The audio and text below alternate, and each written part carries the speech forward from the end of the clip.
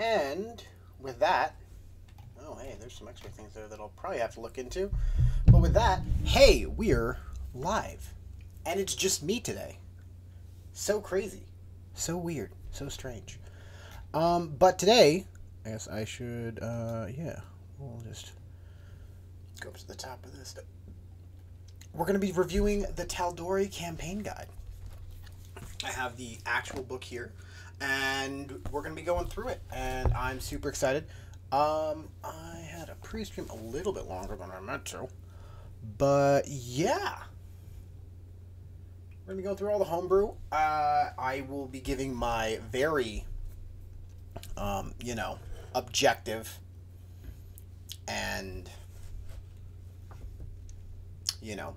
fact opinion as we go through all this, and hopefully we'll get through the entire thing tonight. But yeah, without further ado, let's get going. So just a full disclaimer, I am a huge fan of Critical Role. There's a reason I bought the book. I've watched all of Campaign 1, almost all of Season 2, and an episode and a half or so of Campaign 3. But, yeah. That being said, I have flipped through this book. I haven't read through any of the subclasses before. I know a few of the features, but for the most part, this is going to be a very blind run-through. And we're going to see how that goes. I did do something previously with Tasha's Cauldron, and I had fun. It was a good time. So I'm looking forward to doing this again.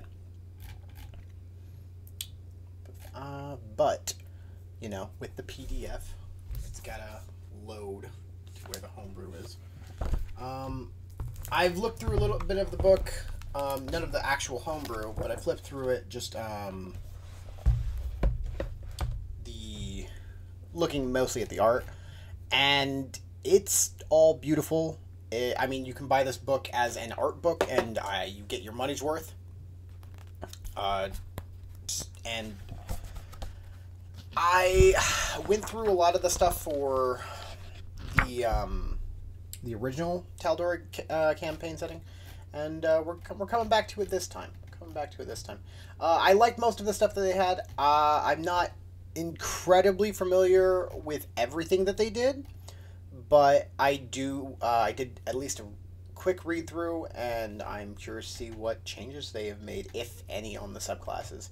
I also know that there's a few subclasses that are brand new, so that helps.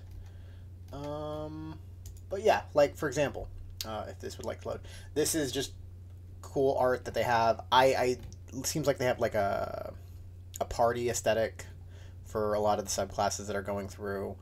The Rune Child up here, the Sangromancer Wizard, and I don't know, I think that's a Druid, Circle of the Moon or something like that.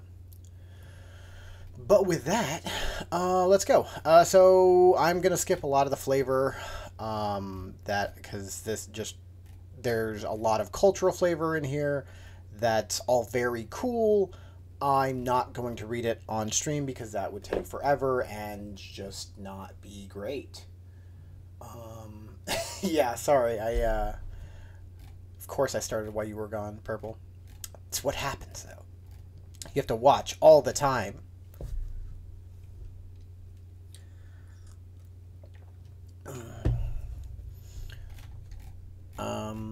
Yeah, I will admit I haven't read through a lot of this flavor, but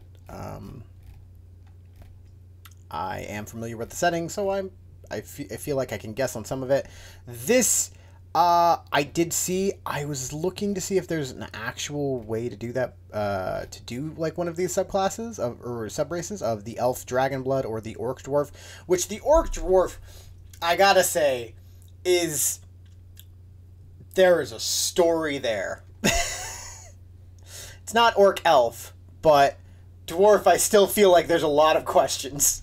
Yeah, that being said, both of these look very cool. And I would play either. But yeah, I don't think they're mixed. Only certain combinations of entry, blah blah blah, already have racial rules. You can use these racial traits as is, or create your own mixed ancestry from any two races by choosing blah blah blah blah blah. When you build a character, mixed well, some is. Yeah, okay. It just looks like, hey, take traits you get from here and traits you get from here, and then put them together. Which isn't a bad idea. I mean, if you get it approved by your DM, that's fine.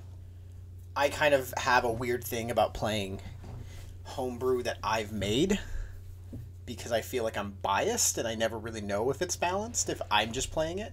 So I try not to do that. But that's also kind of boring because, I made something that I like, so I want to play it. But that's it. Also, there is something I forgot to do. There we go.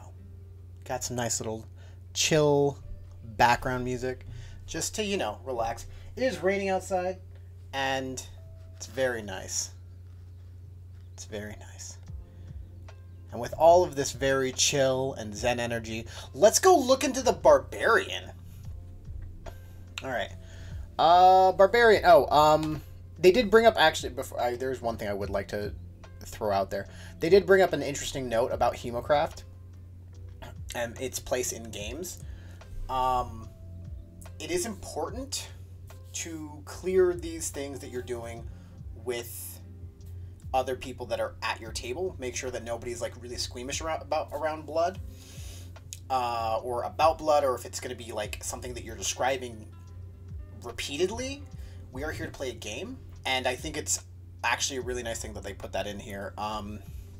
Just as like a hey, make sure like it has nothing to do with like edginess or anything like that. It just 100%, is anybody going to be very uncomfortable when you describe that your character is cutting themselves repeatedly? I'm playing a blood hunter right now, and that is my flavor for it, and I didn't think about it at all, but reading this, it probably would have been a good idea to just kind of check with everybody to make sure that that was an okay thing to do. Some characters don't have blood. I'm not going to read that. If they don't have blood, you shouldn't be playing the subclass. That's not entirely true, but I'm... Anyways, yeah, let's go into the Barbarian. You are a wild warrior whose emotions and instincts, blah, blah, blah, blah, blah. Path of the Juggernaut is a new option for those in the Taldorei setting. Barbarians who follow the path of the Juggernaut stand so resolutely that none can deter them, and they swing their weapons with such force that all who stand against them are flung aside. In might and spirit, Juggernauts are immovable objects. Are an immovable object. Hey, I found a typo. Are movable object and unstoppable force. All at once. Juggernaut barbarians can be found all over Taldorei, and are common among Goliath warriors of the Rivermaw herd that wanders the dividing plains. Some dwarves and humanoid survivalists off the Cliffkeep Mountains adopt this fighting style as an extension of their rugged determinism, and a number of stalwart juggernauts hail from the jungles of the Riffinmist Peninsula, having cast off their precious yoke of the Iron Authority. Oh man, immediately I'm talking about like, oh yeah, I know this. I know Taldorei pretty well, and immediately I'm just mispronouncing everything. Thunderous Blows. Starting when you choose this path at 3rd level, your rage instills you with the strength to shove and smash your way through your foes, making any battlefield your domain. When you hit a creature with melee attack while you're raging, you can push that creature up to 5 feet away from you in a direction of your choice. Any creature that is huge or larger makes a strength saving throw with a DC equal to 8 plus your proficiency plus your strength mod. On a success, the creature is not pushed. Oh boy. Oh boy. Okay, to be fair, it's 5 feet. To also be fair, 5 feet is a lot. That is big thing. I get why. I have mixed feelings about this. Starting at 10th level, you can push creature up to 10 feet away, 10 feet when you hit with a melee attack while you're raging. I do have some mixed feelings about this immediately. I do have some questions. But, you know, I'm going to do something real quick. I'm just going to hop into the streaming chat pond. So if anyone from the server wants to hop in and give a little chit-chat, they can do so. But, as one of my players is aware, forcing movement, and me to a degree, forcing movement can be insanely powerful. Grappling rules, grappling can very easily become very advantageous when you use it that way, and I think a lot of people sleep on that, which is good for me as a DM, but that being said, I also have a lot of fun with grappling. This is a cool feature. I think it's pretty strong. It is only while you're raging. However, as a barbarian, you're going to be raging a lot. It's going to be most of what you do. That being said, it's not damage. It's very utility. I do like it.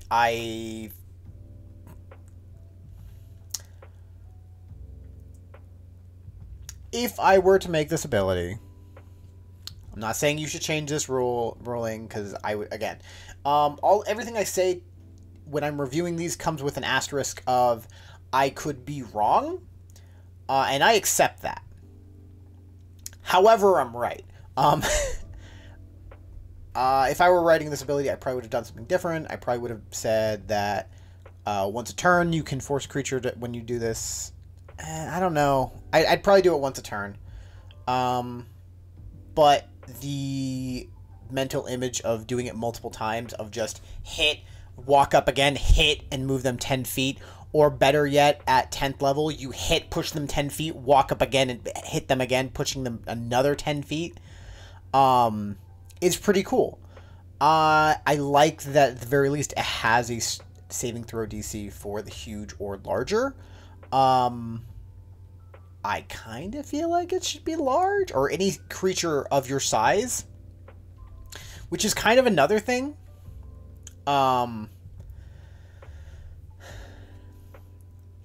Because you can get size large real quick. I don't know. It's interesting. I think it should probably be equal to any. You can do this if it's going to go automatically. It probably should be a creature of equal to your size or smaller. But that also can bog things down with a lot of saving throw DCs if they multi-class into fighter, which barbarian is very common to do.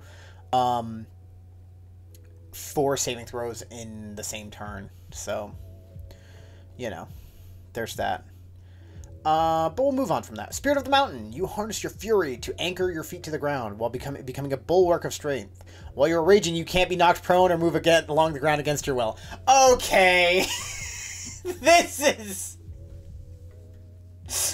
is insanely frustrating. That is insanely frustrating. I am going to move you, but you're not going to move me. Is a tactical decision? Oh, hey. I just realized that my chat has not been going the entire time. There we go. I forgot I have to pull it up that way.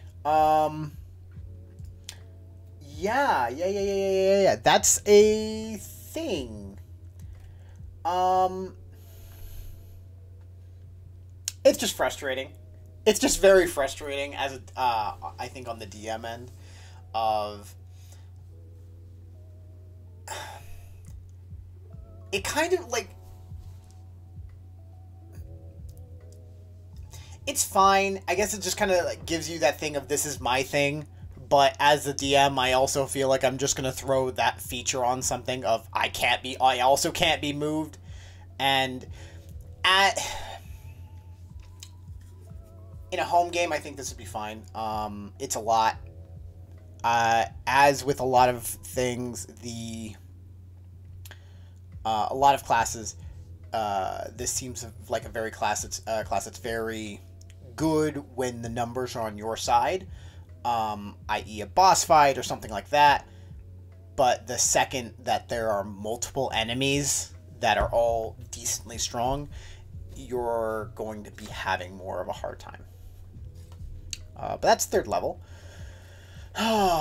Starting as Demolishing Might. Starting at 6th level, your melee weapon attacks deal an extra 1d8 to constructs and deal double damage to objects and structures. Odd.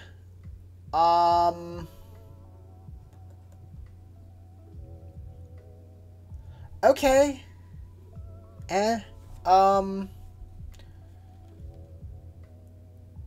It's pretty... I mean, I like it. It's just odd. Odd feature.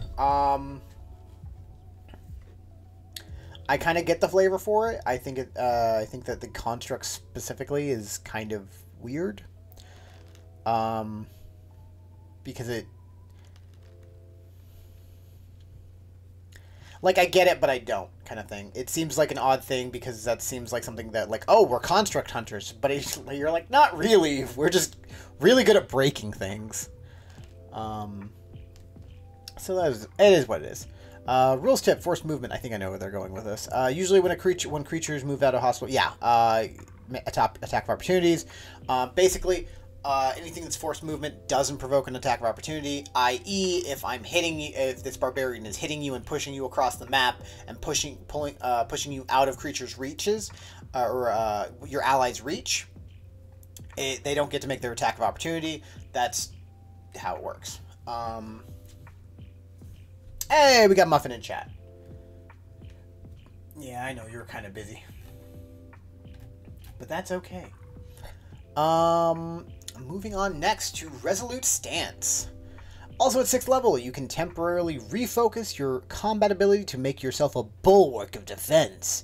At the start of your turn, no action required. No action required. Okay. You can assume a defensive stance that lasts until the start of your next turn. While in the stance, you can't be grappled. Attack rolls against you have disadvantage, and your weapon attacks are made with disadvantage. And your weapon... Okay.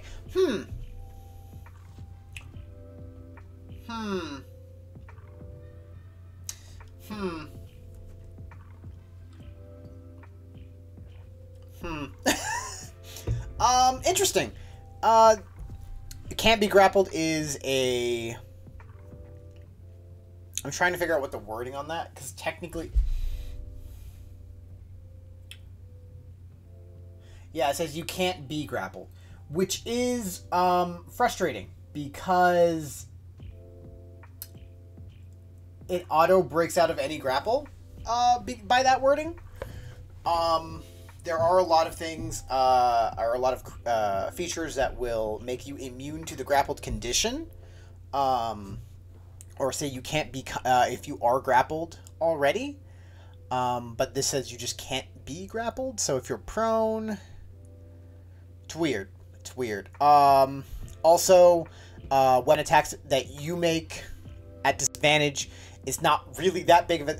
I guess it wouldn't really do too much, because if you use Reckless Attack, it would cancel out both of these, and both of them would be straight anyways, so it wouldn't really matter. You just get... I guess you can kind of bust it if you have a creature that's trying to grapple you. Is you just like, I break out of grapple, and then immediately Reckless Attack every turn anyways. Yeah, I'd probably change that wording. If I was running this, I would probably change the wording to you cannot become grappled. Which I guess could kind of be implied by the wording.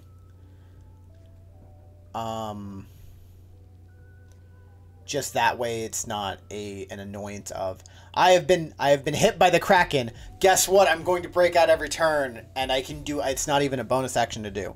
I think that's my opinion. But other than that, I think it's an interesting ability. I don't really have an issue with it other than that. Hurricane Strike. Starting at 10th level, your blows can hurl foes through the air and into the attacks of your allies. As a reaction, when you push this creature up to at least 5 feet, you can then leap onto into an unoccupied space next to the creature. If you do so, the creature must succeed on a strength saving throw with a DC equal to 8 plus your proficiency plus your strength mod, or be knocked prone. This leap costs no movement and does not provoke opportunity attacks. Additionally, whenever you push a creature into a space within 5 feet of one of your allies, the ally can use its reaction to make a melee weapon attack against that creature. Oh boy. That's a, I'm not even gonna be mad. That's fun. That's a really fun ability. I think that the possibility of them being knocked prone is a little too much, because realistically, if I have this, I'm going to be standing on the other side of my friends and just hitting them back into their reach. This is really just like, I feel like, especially with like the extra movement you get as a barbarian, I feel like this is really just the warlock with all of the Eldritch Blast movement invocations. That's just, I'm not even here to do damage. I might be, but that's not my job. Is to make you have a bad time, and it's kind of fun. This barbarian has a lot of utility, which is good. I think barbarians don't get a lot of utility. I mean, barbarians really don't. A lot of them are very focused on damage. I think that they're still fun, and that the optional ability that they got for it from Tasha is still a little too much. But I'm not against it. I'd be interested to see this one played so far. However, let's look at the capstone. Unstoppable. At 14th level, your fury in battle makes you unstoppable. While you're raging, your speed cannot be reduced, and you are immune to the frightened, paralyzed, prone, and stunned conditions. If you are frightened, paralyzed, or stunned, you can still use a bonus action to enter a rage, even if you can't otherwise take actions. You aren't affected by any of these conditions while you are raging. Oh boy, this is... Hey Validus, welcome to the chat. I honestly would give this one a go. This seems like...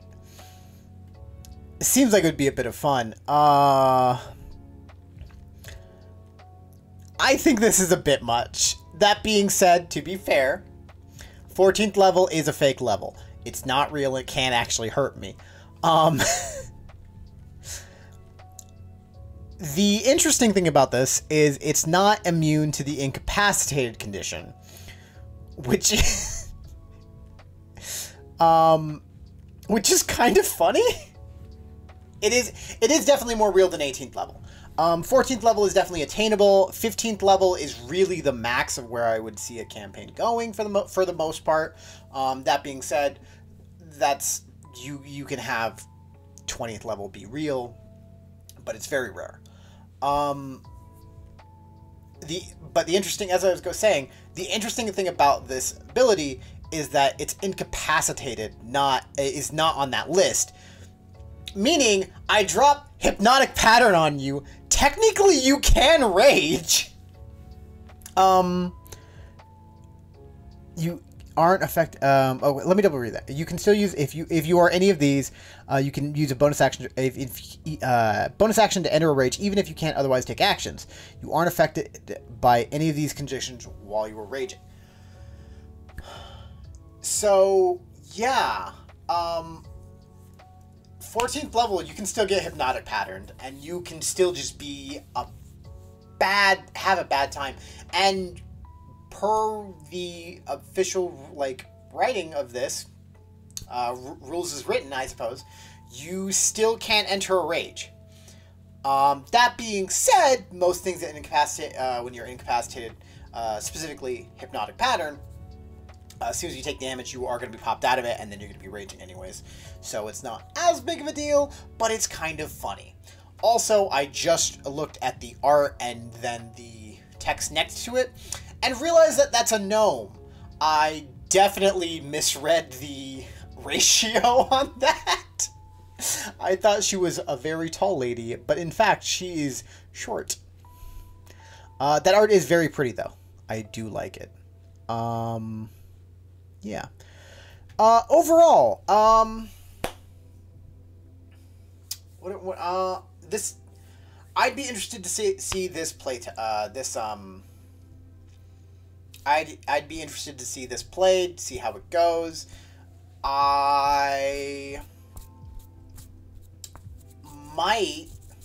I've been looking at playing a warlord for my next character for the cafe marches. As I've said before, I will not be running it. I am just playing this character. Validus, if I'm considering switching from warlord to this, but if you would, 100%, I know this warlord is your style. I would be interested to approve it and have somebody playtest it and then kind of see how it works, because I could very much see this becoming very broken, but I also could see this becoming very fun. Yeah, there's a fair amount to this. I do also think that my thought is a little biased on this because we have a lot of in cafe marches and in my personal games we have class-specific feats that are Daedrins, which all of them are very strong.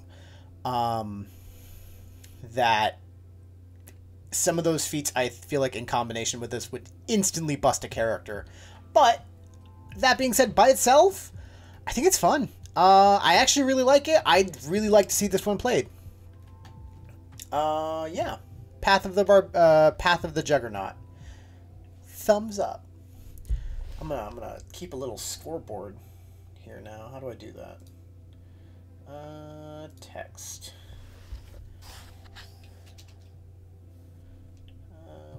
Boop.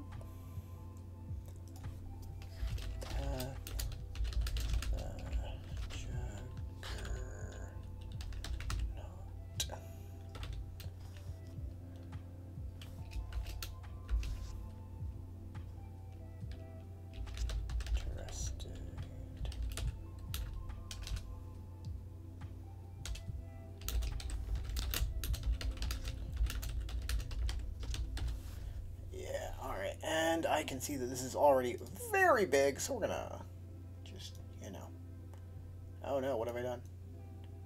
How do I do? Oh, that's the wrong thing that I'm grabbing there. That one, yep, I don't know how to do text box, sis.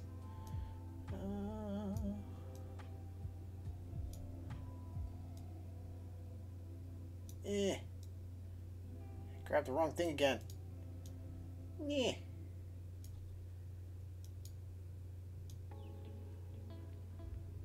Alright, well, I'm just gonna do Juggernaut. You know what? I'm just gonna do this so that it takes up less space. Boop. There we go.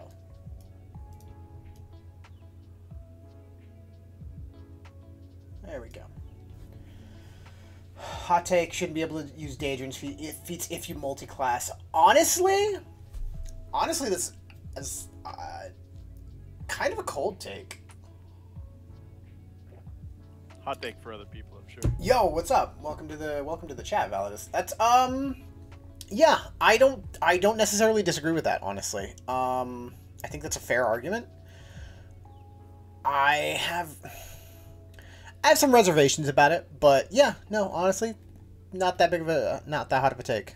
I think it's fair. But yeah, Juggernaut, thumbs up. You have my attention. All right. Now we're going to be moving to Bard, the College of Tragedy. Now, I have heard some things about this, and from what I have heard, it's something that I personally would really like, but would never get printed by Wizards of the Coast anymore, because you can actually fail with some of the random tables. And I think that's cool. But let's see how this works. Not all grand stories conclude in triumphant victory. Many tales end with death and despair, and bards of the College of Tragedy know that sorrow and pathos are emotions just as important as joy and delight. These bards specialize in the power of tragic storytelling, weaving words and spells together into dramatic and devastating effect. I already want to throw one of these in Curse of Strahd. Poetry and Misery. When you join the College of Tragedy at 3rd level, you learn how to harness the beauty in failure, finding inspiration in even the direst twist of fate. Whenever you or an ally within 30 feet of you rolls a 1 on the d20 for an attack roll, ability check, or a saving throw, you can use a reaction to soliloquize and regain 1 expended use of your Bardic Inspiration feature. That's actually... I really like that. That's really cool. That's really cool. That gives a, like... I thought when I was reading that it was gonna switch up, and it was gonna be like, oh yeah, you can re-roll, or like, add a Bardic Inspiration, or negate the failure. No, it's like, no, you still failed, but I get something for that. They gain inspiration by watching your failure. It's pretty great, yeah. Yeah, I agree with this. I really like that ability. Yeah, I have nothing bad to say about this in any way. At lower levels, it's really good. Basically until you hit 5th level. And then at 5th level, once you start regaining Bardic Inspirations on a short rest, it becomes less good, but still, in the middle of a combat, it just gives you the ability to just use those Bardic Inspirations more and more. And I think that's honestly just a great ability. I have nothing negative to say about that in any way. I like the idea that he just has like a pen and parchment, and every time somebody fails, he's just like, ha! Starts writing it down. Man, the beauty of this fuck up was so great. I need to capture it. He tried so hard, and yet he broke his thieves' tools. What inspiration! He tried so hard and got so far, but in the end, it didn't even matter. If you don't quote Linkin Park the entire time you play this character, what even are you doing with your life? Alright, Sorrowful Fate. Starting at 3rd level, you exploit a foe's peril to instill deep feelings of sorrow and doom. When you are an ally with you can see forces a creature to make a saving throw, you can expend 1 use of your Bardic Inspiration to change the type of saving throw to a Charisma save instead. If the target fails this save, roll a Bardic Inspiration die. The target takes psychic damage equal to the result and is plagued with regret for 1 minute. If the target is reduced to 0 hit points during this time, reduced to 0 hit points this time during this. Let me start over. If the target fails to save, roll a Bardic Inspiration die. The target takes psychic damage equal to the result and is plagued with regret for 1 minute. If the target is reduced to 0 hit points during this time and can speak, they are magically compelled to utter darkly poetic final words before succumbing to their injuries.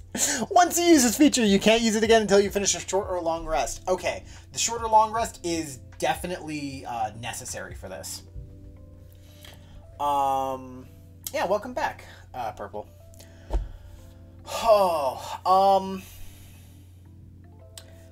This is a really good ability.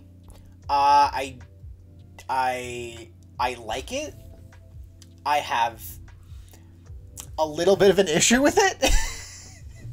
In the fact that you have to force something to make a charisma save, and charisma saves aren't really well defined, in my opinion.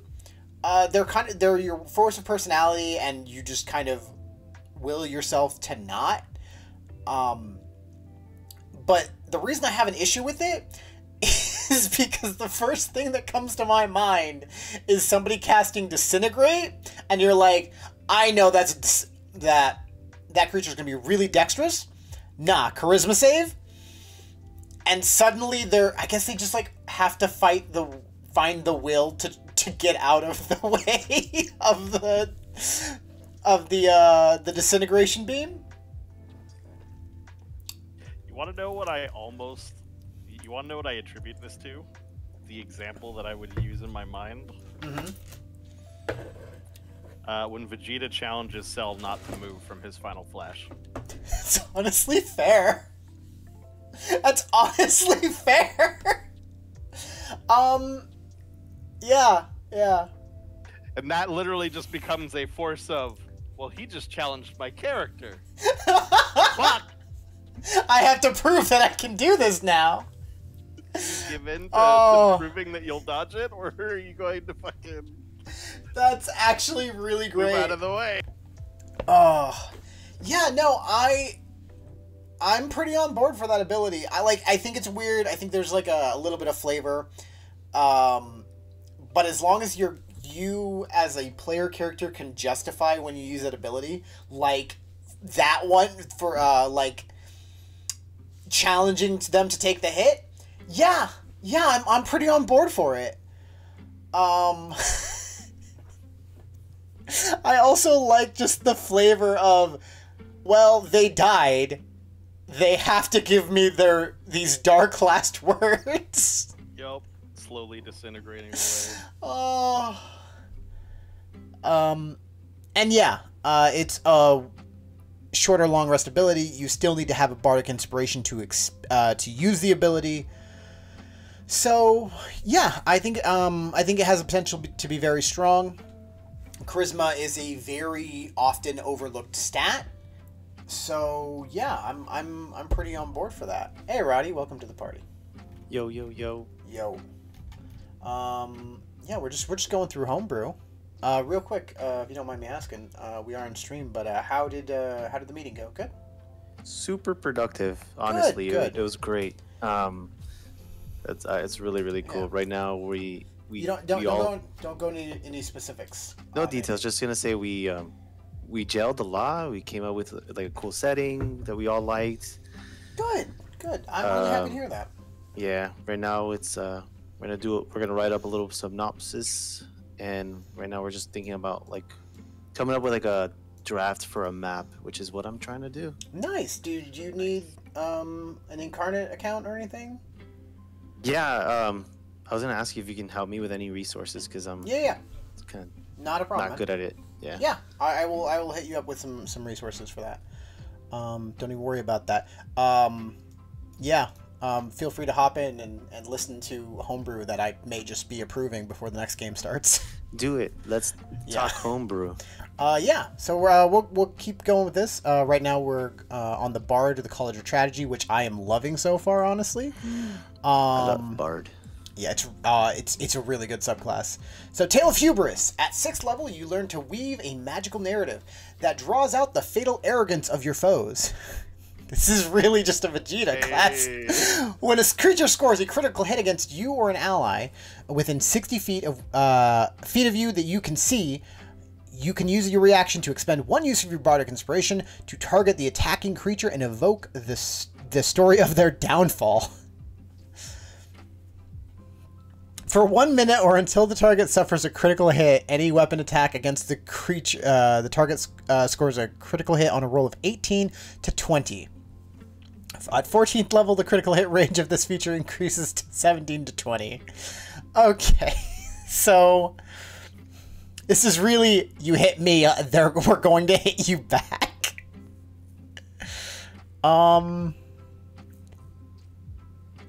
Yeah, I love like any use of the bardic inspiration that you don't have to like remind your other teams to use it.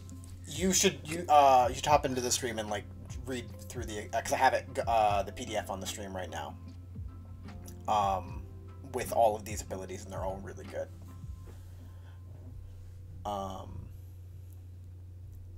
Yeah, no, yeah. This is, at 14th level, it increases to 17 to 20. This, yeah. Yeah, I would play this Bard. I like his support, the supportive side. Yeah, no, like, this Bard, I really don't have anything bad to say about it. And I have bad things to say about official content.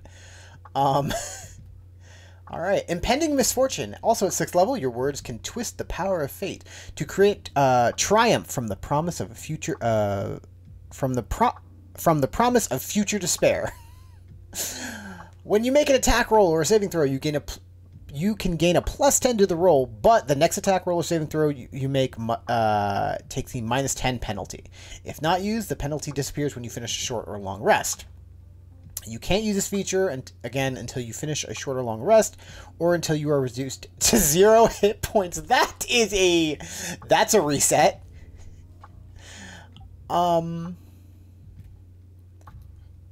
Yeah, no, that's fun.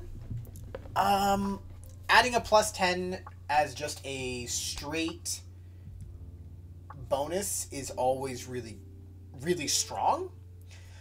But this does balance out with this next attack roll or saving throw you're going to make is a -10. There are definitely ways you could try and cheese it, where it's like, oh, I know that on my next turn I'll cast Scorching Ray, assuming that you got magical secrets or whatever, however you got that ability or that spell, because bards don't. Or you'll just make a throwaway attack. But I think the true danger comes from the saving throw. Yes, but that is definitely what could happen, because if you get doubled up on saving throws, if anything makes you make a saving throw, you're pretty much gonna fail. Yeah, like if you have the next turn, I would probably just I'm gonna throw an improvised weapon because I don't care. I just need to get rid of this.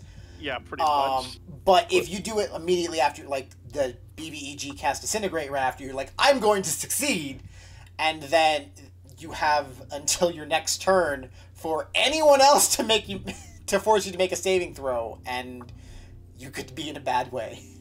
Yep. It's good to cinch situation. Probably don't spam it. Don't. Definitely don't. Don't get caught out with this one. Yeah. This will fuck you up. It definitely will. I understand why they made it with the you get it reset if you get reduced to 0 as well. That's also really funny. Yeah. The other cool thing about that is essentially, let me double check this, because it's not. Yeah, it's not a reaction. So essentially, you can use this just to make sure you succeed a death save. True. Yeah, it's no reaction or anything. You can't do it when you're investing. Yeah. I would say that you probably can. I'd allow it. It would seem a little weird. It would seem a little weird because it specifically states your words. Your words. Yeah. It seems a little weird. Yeah. The only way I would think someone would abuse this is if they're like, oh, I'm gonna go hit my ally at that -10, you know? Yeah, I mean, you could do that. You still run the risk of critically hitting. That would suck so much. Yeah, which would be hilarious. And I would say you deserve this, but also pending misfortune, it struck. Yeah. Yeah. I mean, you could definitely do that, but even then, even if you do that, you're still using your action. You're wasting your action basically to do this, because you're a bard. You don't get extra attack. You'd want to use it smartly, you think that this is going to be the end of the fight, or this is if I don't do this, I'm going to die. Yeah. You could definitely try and abuse this, but it would not be a wise decision. Also, another reason why using this on death saving throws would be a big gamble is because if you fail, if you aren't stabilized by your next turn, you're going to insta-fail your death save. You have a -10 on the next one. Yeah, unless you roll a nat 20, which I would say still gets you up, you're going to auto-fail one. So it would be a trade. Yeah, you could multi-class into a fighter, but at 6th level, you're dipping a lot into bard. Or even paladin or whatever, anything you'd be multi-classing into. I would say it's probably not worth it. But yeah.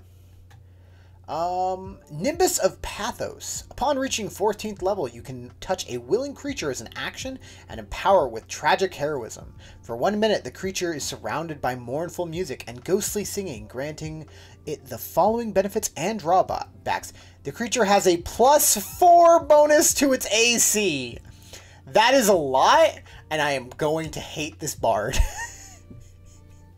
It has advantage on attack rolls and saving throws. When the creature hits a target with a weapon attack or a spell attack, that target it takes an extra 1d10 radiant. Any weapon attack against the creature scores a critical hit on an 18 to 20. Okay, and we found balance. Oh no, the balance is at the next part too. Oh, when this effect ends, the creature immediately drops to 0 hit points and is dying? Yup. Once you use this feature, you can't use it again until you finish a long rest. We have found balance. I am so on board for this. Better win before the minute's up. Oh boy, and hope that they don't roll hot. Yeah. Oh. Pair this with a Zealot Barbarian. Like, honestly, fair. I was like, man, this is a lot. Man, this is a lot. And then I went, oh, never mind. This is fine. 18 they hit anyway. So it's yeah. Like you have a what is it? 5,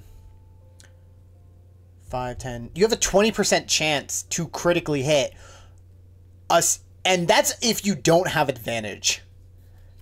But that being said, it doesn't matter. Because it offers a lot of interesting dynamics, in my opinion. Because the other thing is that you're like, I don't want to dump any healing into him, because the second this is over, he's going to, like, he just needs to stay up until this ends. Yeah, no, I like this. I like this ability. It's one of those things where I would dump healing into him anyway, because it probably would be a smart idea, yeah. The longer he's up, the more of a problem he is. They need to focus him down, probably. Yeah. Yeah, that's very fair. And if they don't, he's just a problem that keeps doing damage. He's a problem, yeah. Like, I'm just imagining, like, if you... Oh, God. Just throw... Like, if you have a paladin... and this bard in the same class, you're gonna have the DM's gonna have a bad time. But if you threw this on a barbarian and then instantly got dominated mind, it'd be real bad. It would be real bad. The bard can't even drop it. The bard can't. Go be heroic. Immediately gets turned around. Oh, this is a tragedy.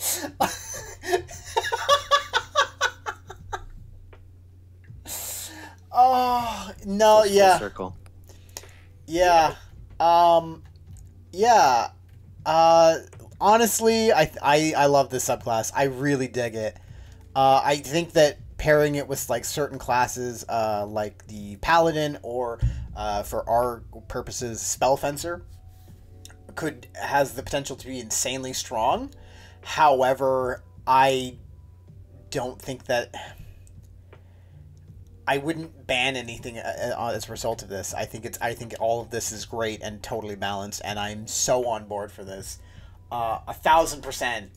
I'm going to make sure this gets approved. This is going to get added to our playable content. You can play the barbarian. I'll play this. I honestly might. I was getting really excited for the warlord, but that Juggernaut, I really want to see it get tried out, and I probably will try that out instead of giving it to yeah. I more just want to see it gets tried out, and I want to I see the potential for it to be broken. I'd like to see if I'd like to see somebody who I trust try it out. Alright. Look, we had some problems last time with some with the couple fighters, but one in particular, okay? I don't want that fighter, the person who played that fighter, to pick up that barbarian. Oh no. Yeah, I don't want that. Please no. I mean, I don't really care. I'm not DMing, but also like I still feel for the people taking over. Hey man. Yeah. Anything goes. Anything goes. We'll see what happens. I'm excited to see what you guys do. I'm honest. I should have a training class for all melee strength builds and teach them how to grapple people and throw them. Dude, grappling is really good, and a lot of people sleep on it, and that's. I think it's really good that a lot of people sleep on it, because otherwise, like, my mind always comes down to what's worth more right now, grappling them or dealing damage. Can I deal damage? An example would be last session. My damage was going to be very minimal. I need to break grapple. I need to break man. That vampire is grabbing that person. I don't want them to grab them. Yeah, it's fair. It's very fair. Will I play an actual bard this time? I probably won't. I'll probably play the Juggernaut, but I might. We might switch. Who knows? I don't know when the game's starting, so that gives me plenty of time to change my mind 50 times. I want to play a Goliath Bard of Tragedy. Do it, dude. You could just take the art. He's a Goliath. Exactly. Yeah, man, do it. It's beautiful. Oh wow, it is really starting to come down outside. I don't know if you can hear that, but I can. Yeah. It sounds like hail. Nope, it's just rain. It's just rain banging on my window. All right. Cleric. We're down to that now. The Blood Domain. Now I do know that this is a reprint from the original Taldorei. I think the Juggernaut might also be, but I never read the Juggernaut on the first book. I do have it over there. I should pull it out and compare it, but I'm not going to because that'll take way longer. Alright. Blood Domain. Developed in Wildmount by the Cleric Orders. The Blood Domain centers around the understanding of the natural life force as it exists within the body, and the divine conduit it can become. Those who take up this domain understand that the power of blood is the power of sacrifice and the balance of life and death, and the spirit's anchor within the mortal shell.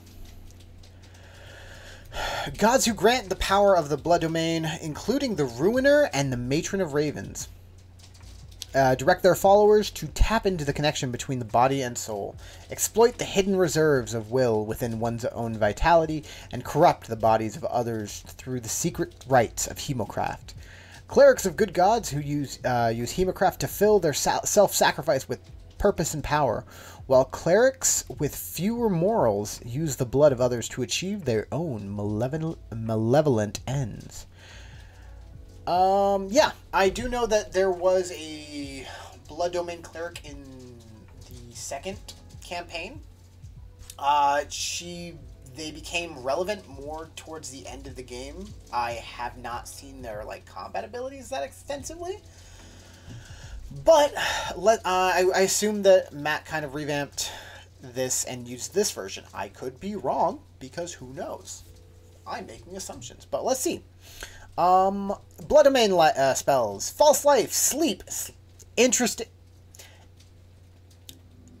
on both of those. I do like the flavor of Sleep.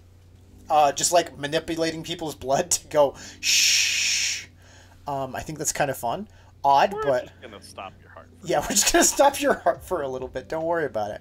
Hold Person, Rave Enfeeblement, Haste and Slow, Blight and Stone Skin, Dominate Person, and Hold Monster. I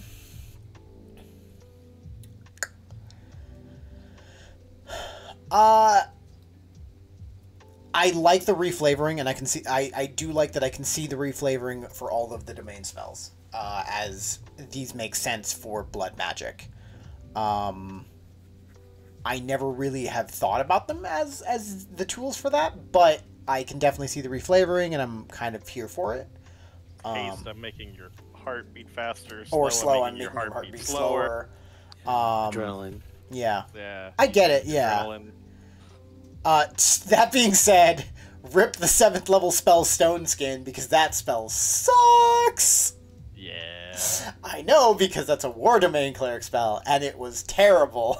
It's a very expensive component cost. I think it's like 100 gold to cast the spell one time. It's consumed and it's concentration. So you can't really cast it on yourself, or you can, but you risk a lot doing that. Even monetarily, as well as a 4th level spell slot for something that's kind of alright. It's good in certain situations. An example would really only be someone's holding a doorway against a bunch of normal bandits. Yeah, somebody else. You're all just trying. Yeah, you're all basically trying to get away, and you're just making him live. Yeah, it can be useful. But it's very. Moon spiders. Did somebody just can't come in and? Yes, they did. Just plug themselves? That is a delete message. Yeah. I think we might do that. Too bad I'm not in my mod view. I can't. Give me a moment. Yeah, you do that, because I don't know how. Oh, wait, I can't. I shouldn't do it that way.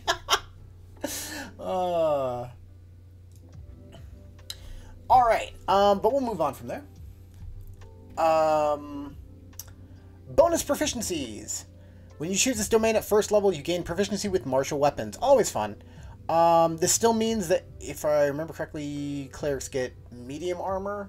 So you're still not really a frontline fighter. But it's nice. It's nice to have until like up to 5th level. It's not a bad thing to have. Once you hit 5th level, though, you kind of stop being as viable as basically anybody else. Bloodletting focus. Starting at 1st level, your divine magic draws the blood from magically inflicted wounds, worsening the agony of your foes. When you cast a damage-dealing spell at 1st level or higher, whose duration is instantaneous, any creature with blood that takes damage from the spell takes an extra necrotic damage equal to 2 plus the spell's level. That's a lot.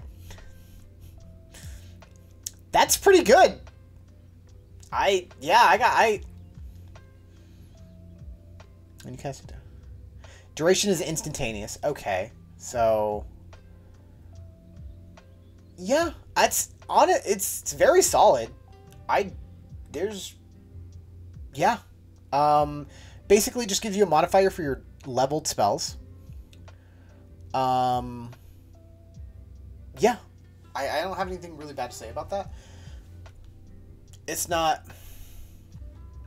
the most fun flavor ability, but that being said, it's still really good. You just spam inflict wounds and a guaranteed that's guaranteed what? Minimum 6 damage. Anywhere from 6 to 33 damage, so. What about Magic Missile with that? Magic Missile is not a cleric spell. Never mind. Yeah. That was because my mind immediately went to spiritual weapon, but that has a duration, so yeah. Let me check a thing real quick.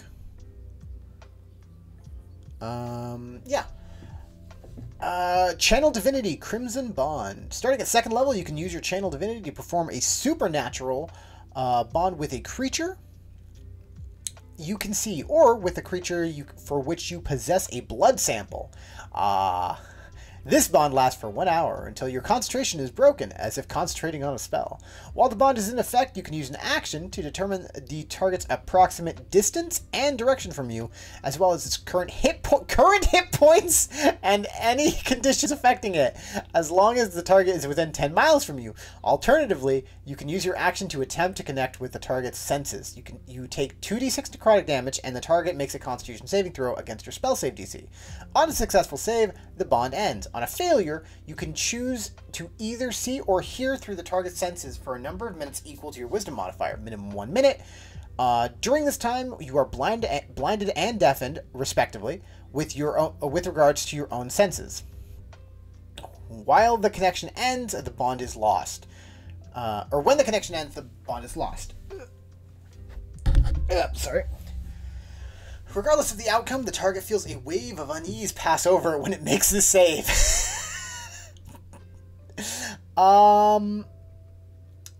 Alright. Okay. You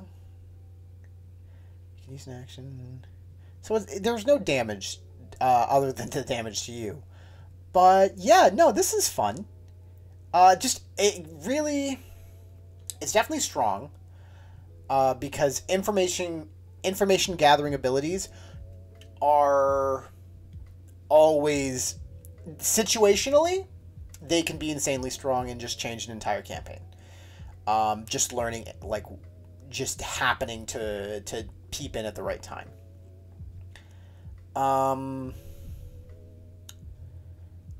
You do take damage for this, which I'll admit I feel like is a little unnecessary. But other than that, it's fine. I also, as a person, would 100% abuse this ability all the time. I would just get somebody's blood sample and or try to, and just make people feel uneasy. I would make them make the saving throw, like whether they passed or failed, and then just immediately like nope out of paying attention to whatever they were doing, and just I would gaslight somebody. That's essentially what I'm saying I'd do. That's terrible, but I would do it. Oh. I find it funny that the bloodletting focus automatically deals extra damage. For what? Whenever you cast spells, first level. Oh, the first one? Yeah. I think it's interesting. It's not anything major, but it's nice. It's like an extra +2. Yeah, +3 minimum. Yeah, +3 minimum. Yeah. But yeah. I think it's a good ability. I don't necessarily think it's a fun one, if that makes sense. Well, yeah, this is like, I think that, actually, does it show, this is first level. That's first level. It's 2 plus the spells level, so. Well, yeah, no, I'm trying to remember.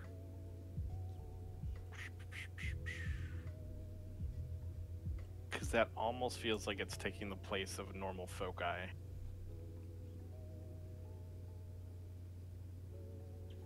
No, I don't think it's taking, you don't, it doesn't do anything of you have a, you get to use blood as a focus or anything like that. True. So. You should probably change. I should probably change the name of that. It's fine. My opinion. It's a little. Yeah, I see what you're saying, but it like I think it's using focus a different way, as you're focusing on bloodletting, as opposed to using it as an arcane focus.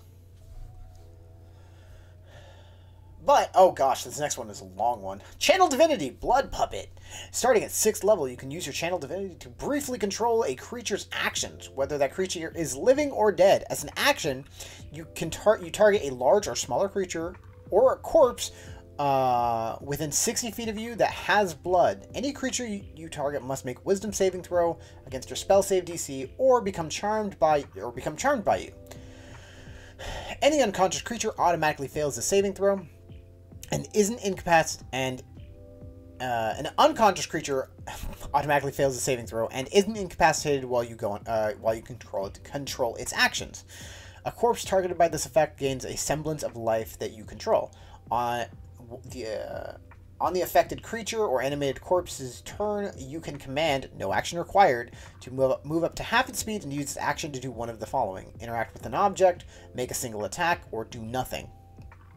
An animated corpse or unconscious creature takes its turn immediately after yours, but can't move or take actions unless you command it to.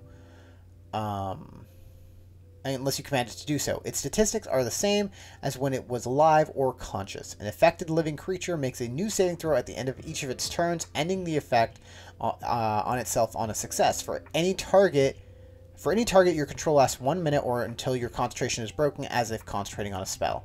At 17th level, you can use this feature to target a huge or smaller creature corpse. Okay. That is... This is a neat infiltration tool, I think, in my opinion. There's a lot of stuff you can do that's really cool with this. There is. Yeah. There's a lot of really cool creativity. Okay, mechanically, I'm gonna go first. Mechanically,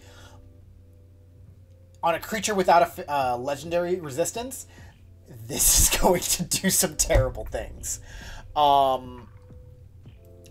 You can do a lot. My mind immediately goes to another Matt Mercer creation, which I'm currently playing, the Blood Hunter, which has the Blood Curse.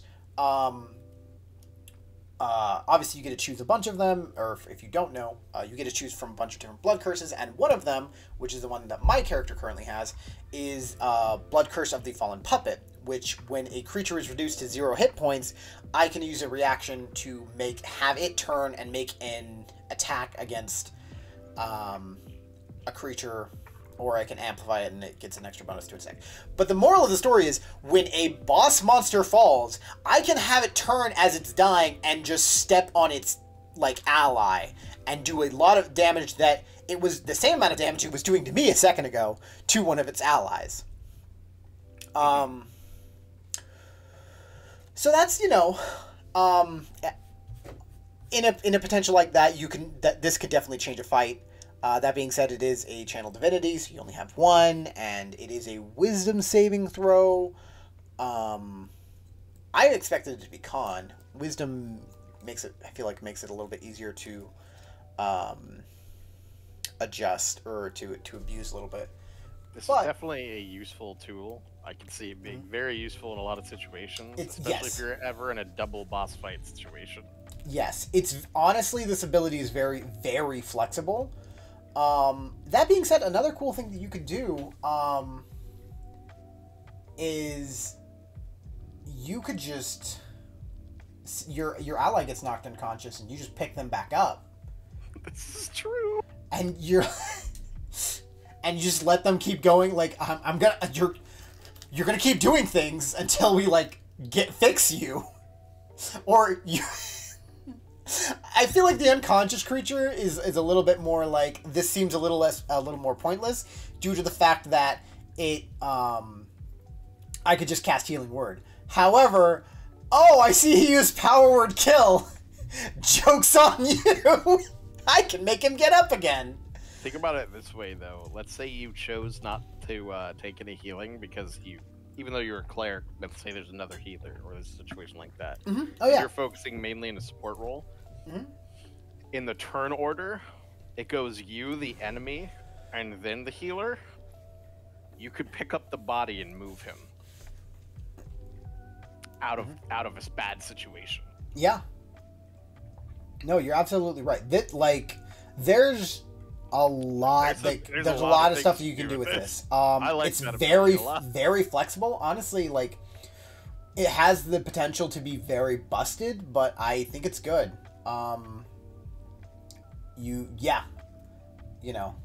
Just make sure that you keep in mind that, have your legendary resistances ready if you're letting a character play this. But honestly, there's a lot of really fun and flexible things you can do. Which, the other thing that I really like that it pointed out is that it can interact with an object, which just lets it do a lot of things. Yep. It offers a lot. So, yeah. Alright, Sanguine Recall. At 6th level, you can sacrifice a portion of your own vitality to recover expended spell slots as an action. The spell slots have a combined level equal to or less than half your cleric level, rounded up, and none of the slots can be 6th level or higher. You take 1d8 necrotic damage for each spell slot level recovered, which can't be reduced in any way. I love that they have that in there. It needs to be in a lot of things. You can't use this feature again until you finish a long rest. Good. For example, if you're an 8th level cleric, you can recover up to 4 levels of spell slots, a single 4th level slot, 2 second levels. Okay, so yeah. Basically painful arcane recovery, and I'm kind of here for it. The funny thing is, it's 1d8 necrotic damage for each spell slot level recovered. So yeah, you just take 48 necrotic damage. Just going Always taking 48. Yeah. For those situations, yeah. Mm-hmm. Yeah, or like 2d8 or 3d8. Yeah, or at that level, you can take up to 3d8 a day. Yeah. Yeah. Painful. Very painful, very high risk, very high reward. Although you could literally be using it to give yourself, fucking healing spells. Big healing spells. Yeah. For example, any mass cure wounds. If you, like, the second mass cure wounds gets on the table, it definitely becomes a very viable option. Yeah, because it's like I'm sacrificing health to be able to basically to heal everybody else. Yeah. This is an action to do, useful. But yeah, no, very useful. Very useful. You could, I think, mass healing word's a bonus action, isn't it? Or is it a third level spell? I think it's still a bonus action. I know it's still a bonus action, but I think it is a third level spell. Yeah, so at you can do this with Sanguine Recall. Like everyone's dead. Everyone get back up in the same turn. Yep. So, yeah. All right. Divine Strike at 8th level. You gain the ability to cause physical wounds you deal to bleed profusely. Once on each of your turns, when you hit a creature with a weapon attack, you can cause an attack to deal an extra 1d8 necrotic damage to the target. When you reach 14th level, the extra damage deal increases to 2d8. It's Divine Strike. It's the standard, cleric thing. It is what it is. It's fine. Vascular Corruption Aura. At 17th level, you can use your action to emit a deadly aura of necrotic energy that causes the veins of nearby foes to burst and bleed.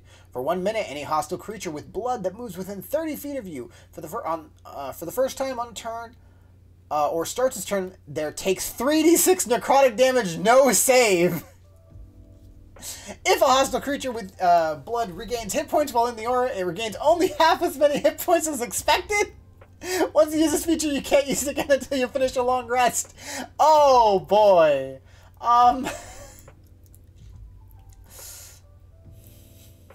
This is kind of fantastic. It is 17th level. So it is a fake ability. It's definitely something I would be unopposed to. See, here's the thing about 17, capstone abilities. They're fake player abilities. They're not fake DM abilities. Oh, that's honestly really tasty. It's a really strong ability. Throwing it on an NPC, I think, would be a lot of fun.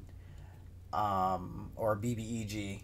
I think it adds a lot of dynamic. Tune the damage. Yeah. I'd probably tune the damage a little bit. Yeah. If they're depends on the situation. Depends on what level they are.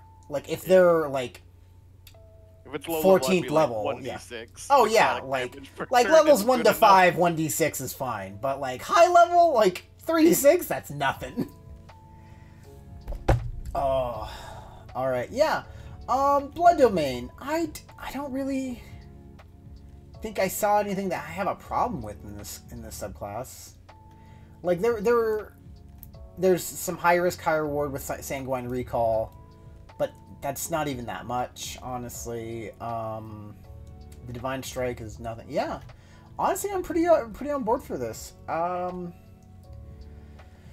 I think the only thing that really made me nervous is Blood Puppet. Oh, you know what? Crimson Bond. I'd like to be very clear. As a home game, I have no problem with this ability. With a West Marches style game, I start to have an issue with it. Why?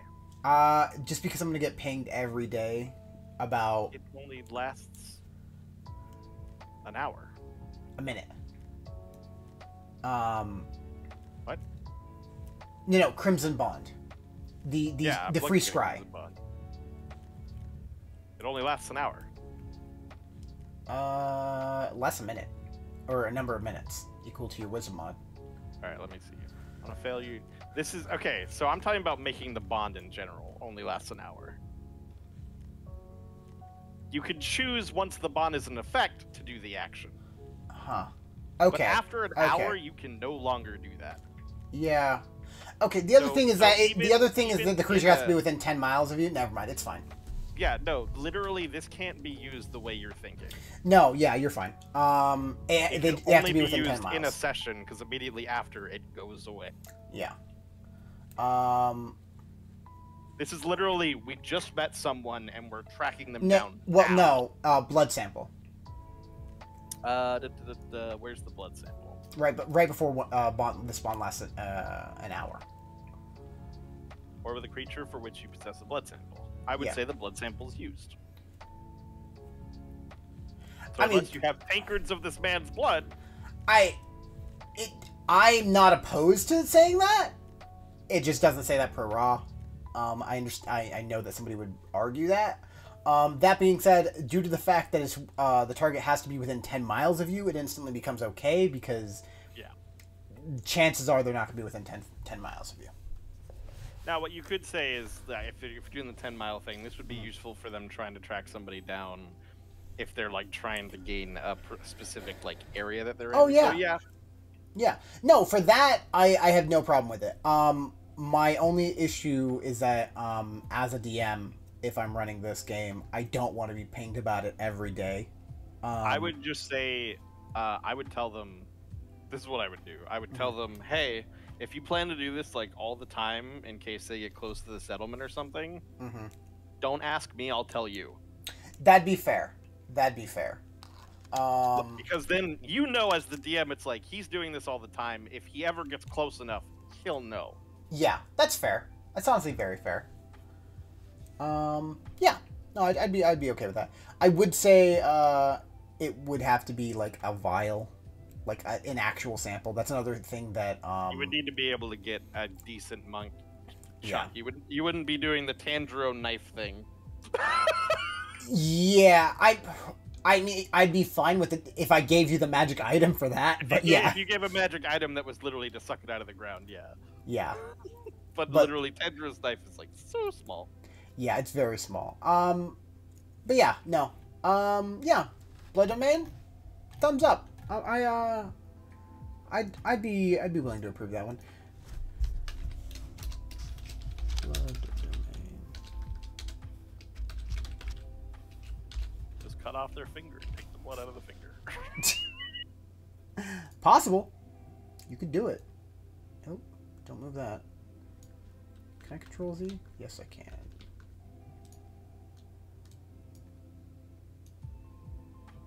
There we go. All right. Yeah.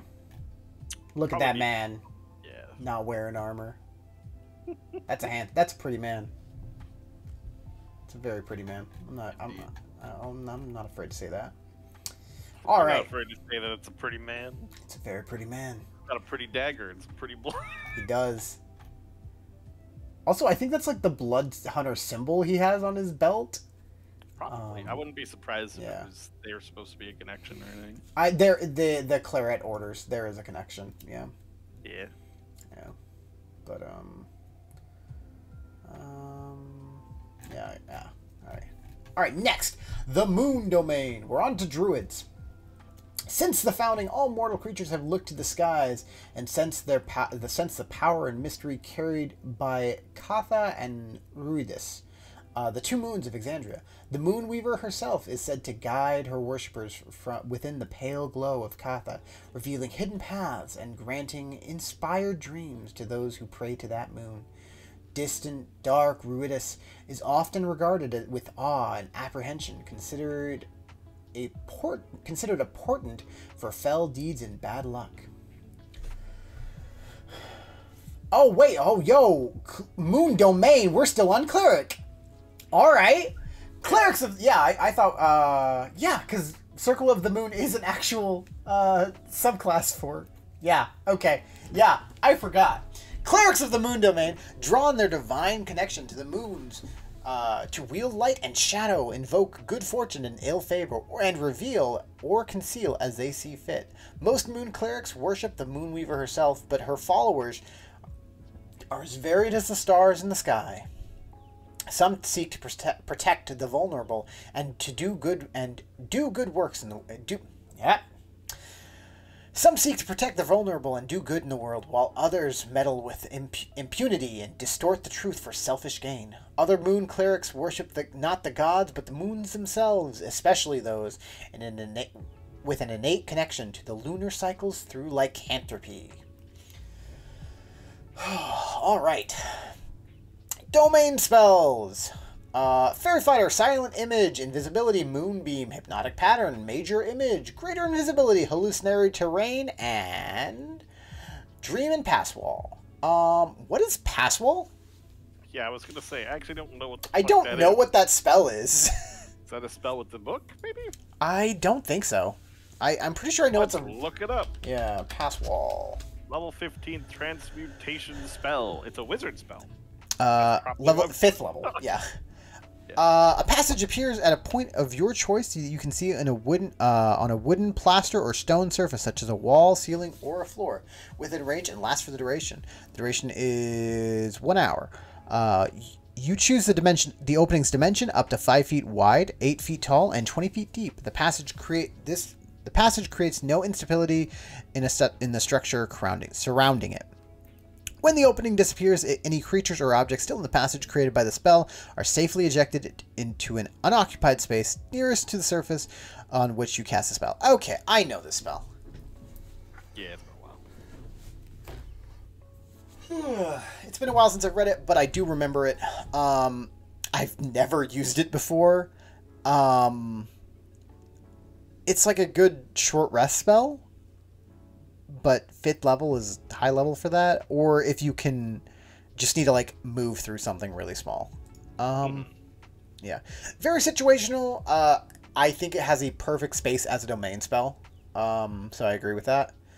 Because in my opinion, domain spells, while definitely you want good ones and ones that are useful, it's not a bad idea to have one or two like hallucinatory terrain or hallucinatory terrain where it's not always going to be useful, but it can definitely come in clutch when you have that spell. Like, yep.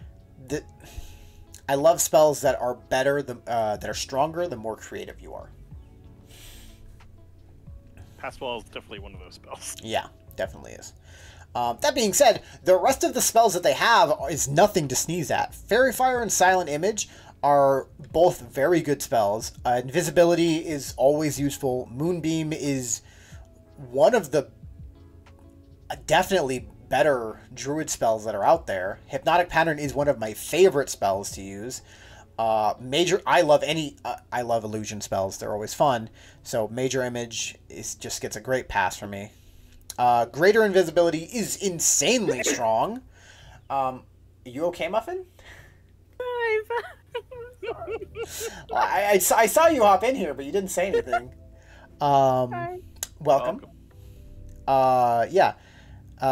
Hallucinatory Terrain is good, and Dream is just such a fun spell. Dream and Passwall do feel like together, both of them feel a little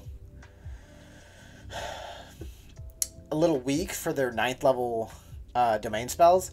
However, I love Dream to an unreasonable extent, and I think it's such a fun spell. The other really cool thing about it is it's a fantastic communication spell. That you can just talk to people on the other side of the world with no restriction like you have with sending. You can just have that conversation. So that's just really helpful. And I think it gets overlooked for that. But I also love that you can just have that conversation, and then suddenly the conversation goes poorly, and you're like, you know what? I'm just going to show you night mode for the rest of the night and leave. Because I am a petty person. Alright. Clarity of Katha. When you choose this domain at first level, you learn to shine light into upon the mind's most dire moments, shielding those you protect. When a creature within 30 feet of you that you can see makes a wisdom saving throw, you can use your reaction to grant that creature advantage on the save. You can use this feature another number of times equal to your proficiency bonus, regaining all expended uses when you finish a long rest. I have feelings about this feature. Is your feelings because it's a wisdom saving throw?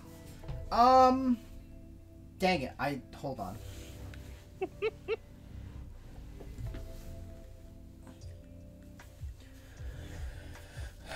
I've been playing with a twisty tie, and I just lost it.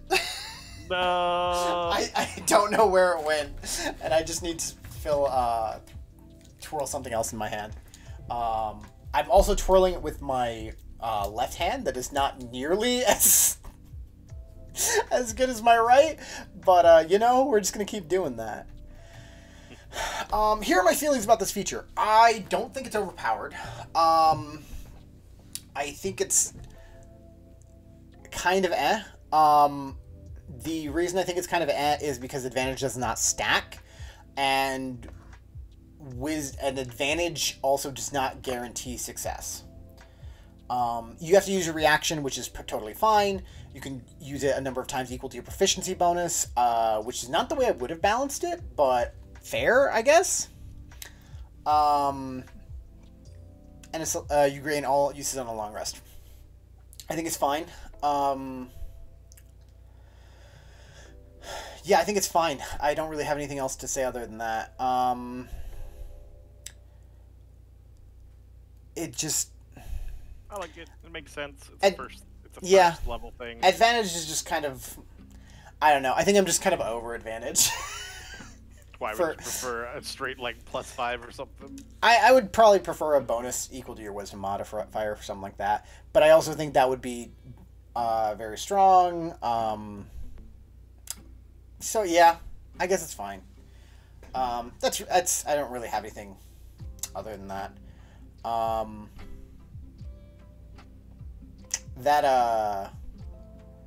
That Moon Cleric, they are a very pretty elf. Look, they have really good art, and I don't know what to do about it, okay? That's true. They do have really good art. I won't deny it. This entire book is just beautiful art.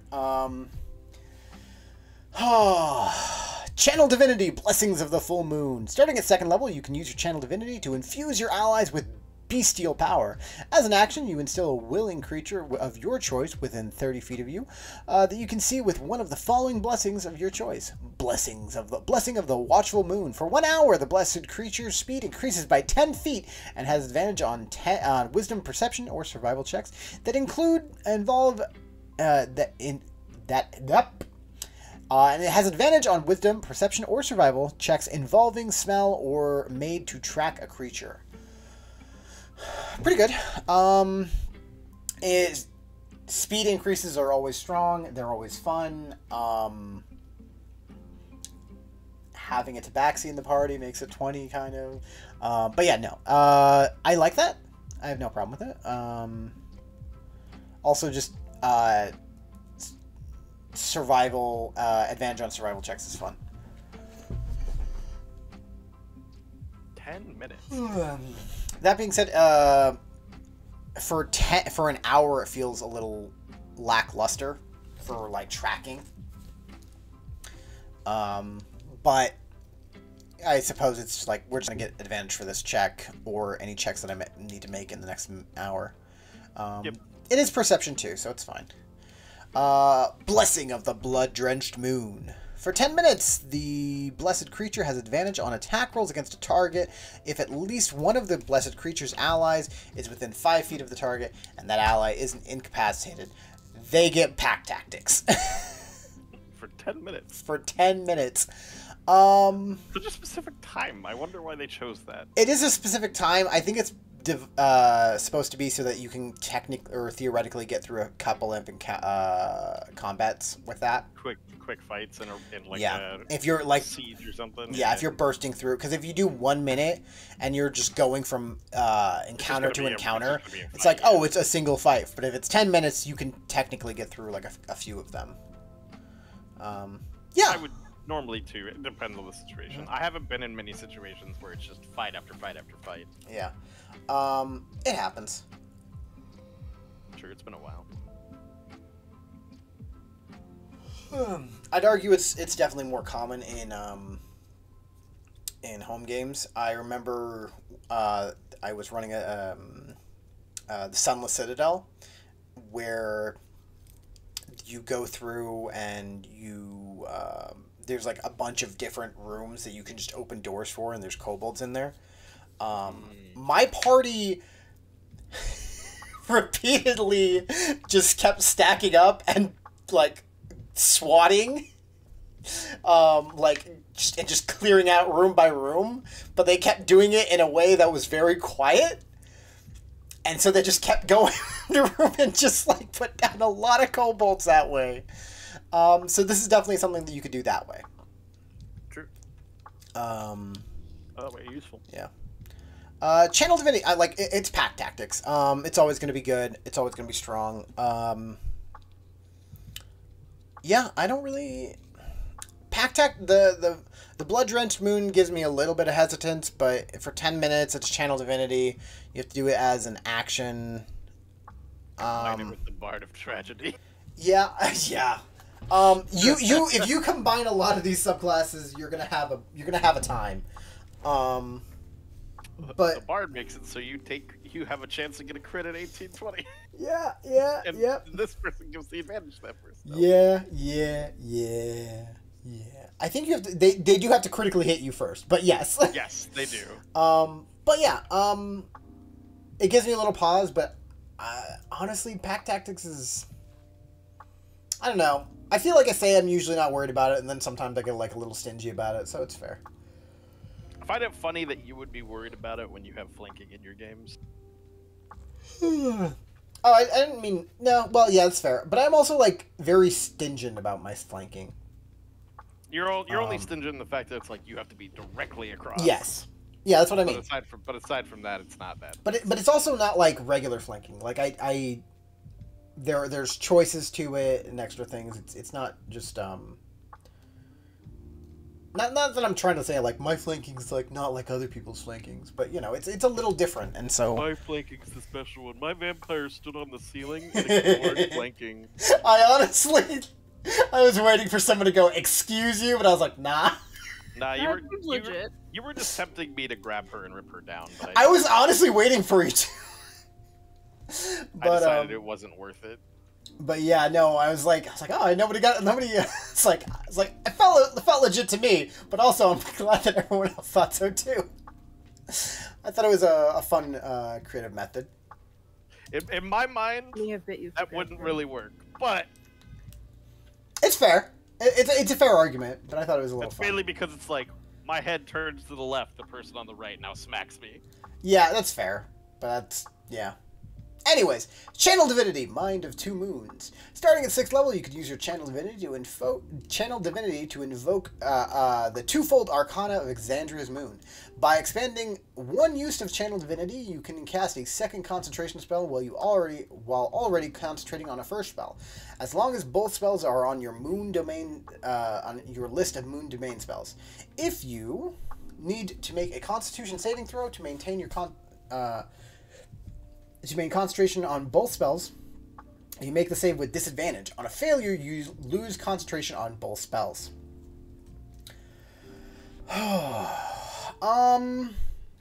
This screams I'm taking Warcaster. I like that. What does it do? Allows them to concentrate on 2 different spells? Yes. They do have to be on the Moon Domain spell list, which is I'm fine with. Mainly, you can combo with, like, greater invisibility and stuff. Yeah, greater invisibility, you pop that, and then also pop Major Image or Fairy Fire. Honestly, Fairy Fire, just having that is and being able to combo that with anything else is really good. That being said, it is a channel divinity, so you can only do it once a short rest, or until when do they get their next thing? When do they get channel divinity? Twice a short rest? I think it's higher level.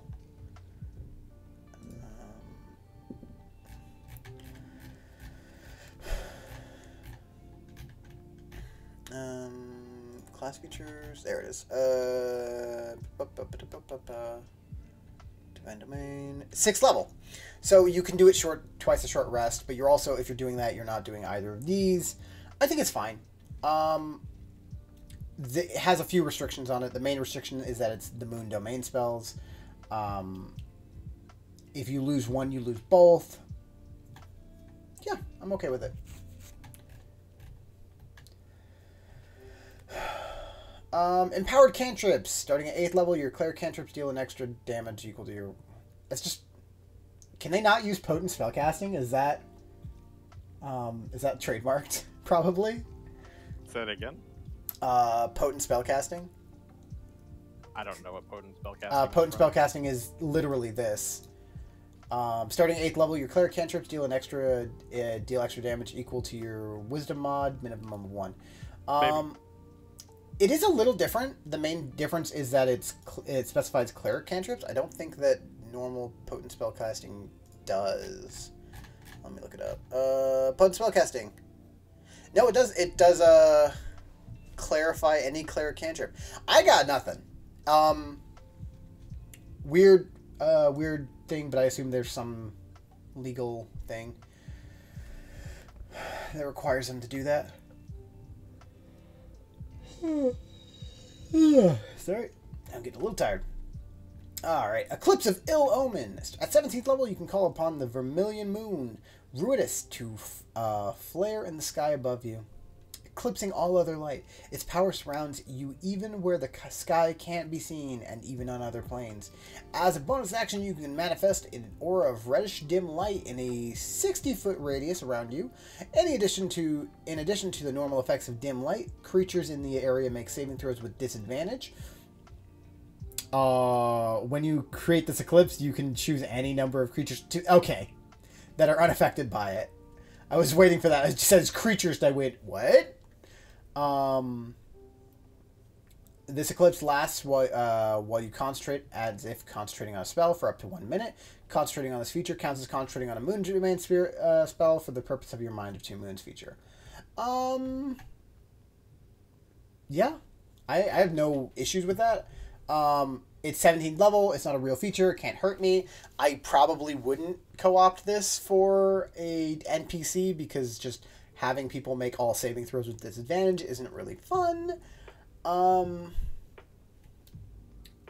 yeah, I mean, I'm just looking this over. I don't really have an issue with this subclass. No. I think the flavor's a lot cooler than the class functionalities for most of the abilities.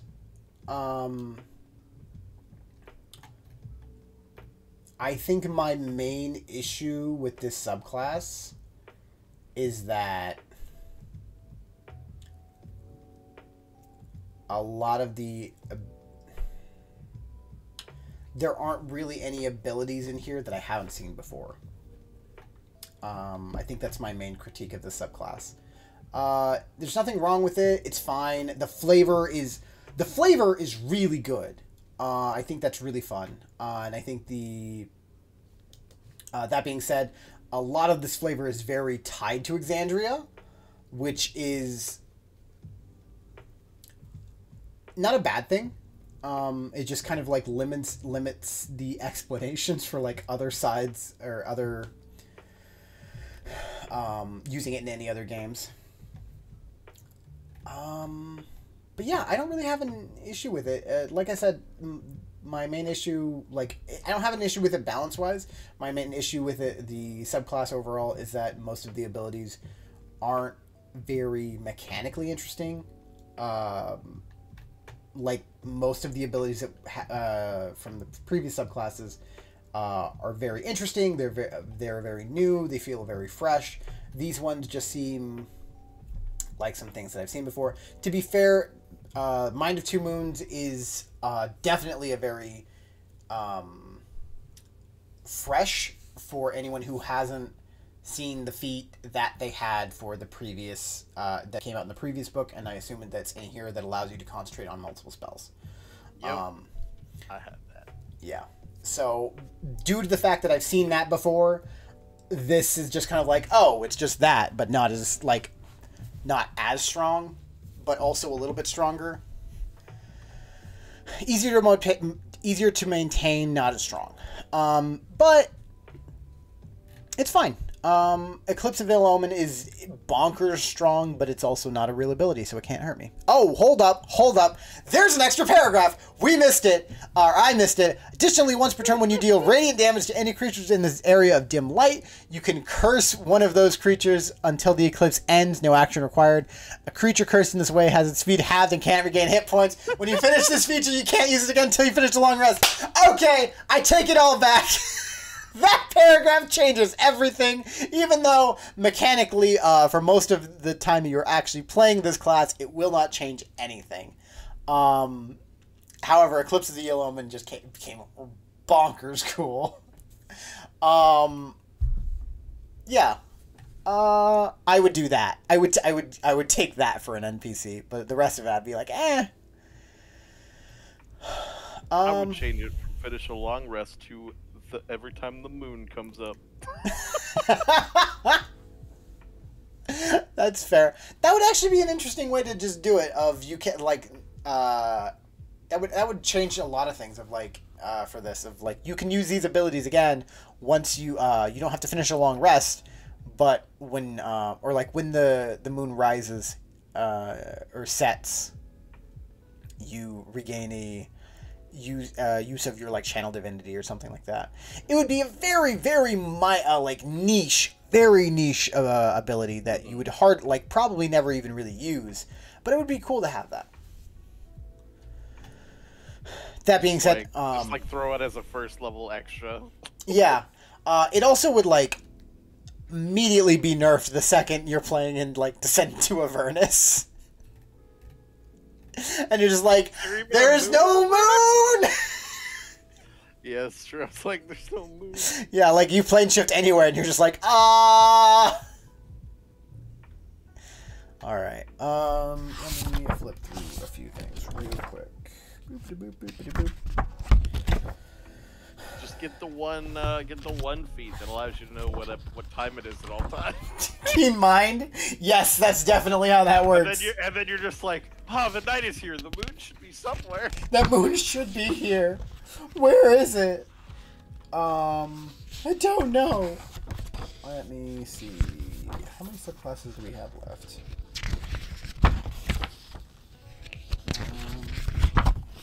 9 o'clock. It's 9:30, and I'm kind of wondering. 8 o'clock. 1, 2, 3, 4, 5, and we've gotten through 4? Keen Mind is such a fucking meme of It's a meme of a feat. It really is. It's not even that good. It's just, hey DM, I didn't take notes. Explain the plot to me again. I loved how Liam used it.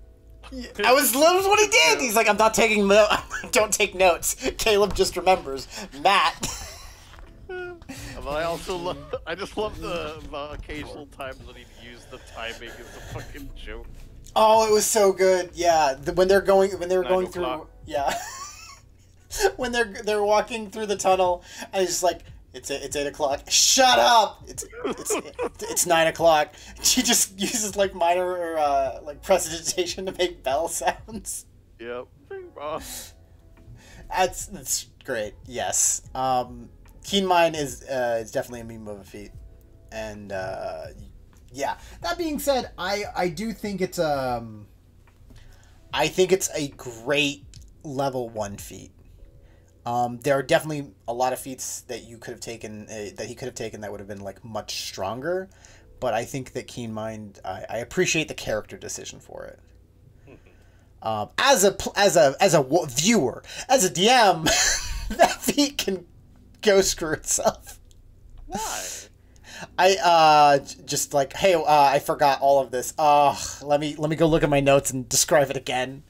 I like letting you guys remember things wrong sometimes.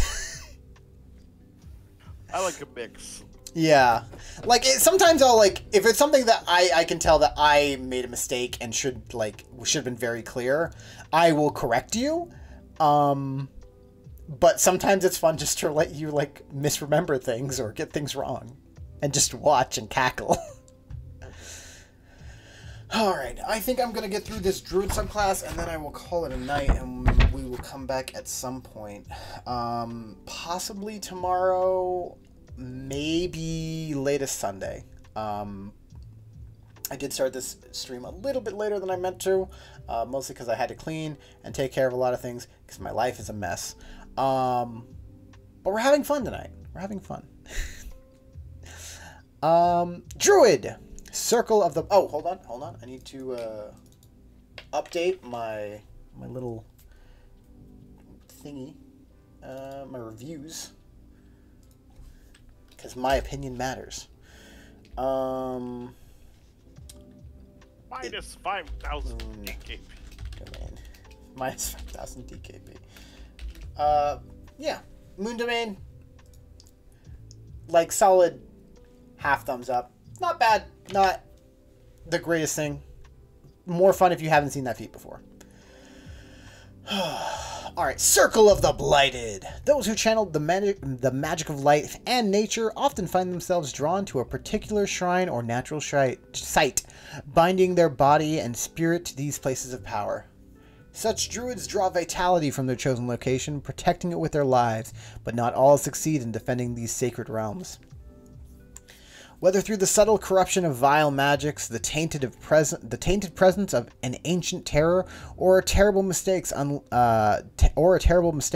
by the druids themselves, a land can become cursed with magic that warps any druid bound to that land. Twisted by their connection to an unhallowed territory, these guardians come to embody the defiled nature they serve, exalting their natural process of decay, and using it to further their goals, or sometimes to seek a means to the end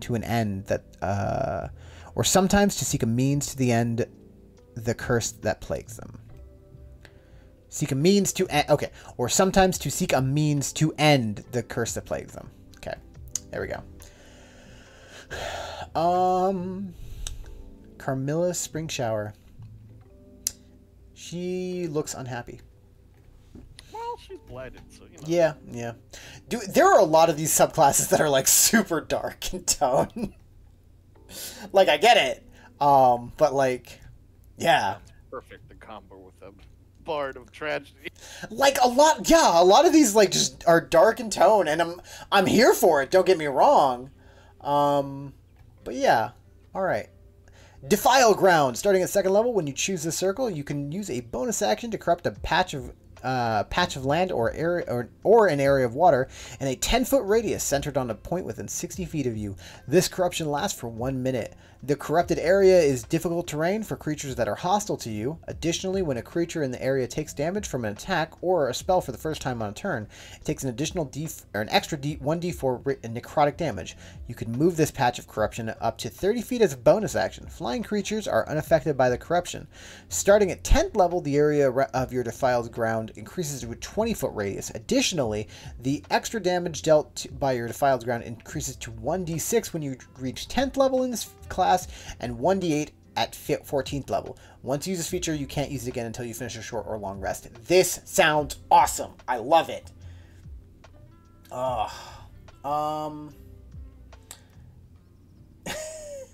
Yeah, no, I love this ability. There's a lot to this. I am gonna have to reread it though. So it's a 10-foot radius sphere, or a 10-foot radius circle of ground. Weird. I kind of wish it was a cube, but I get the mental imagery of wanting it to be a circle. Lasts for a minute. It's not concentration, and you just do it. Difficult terrain. Here is the catch. This it's difficult terrain for creatures that are hostile to you. The next has no such modifier or clarification.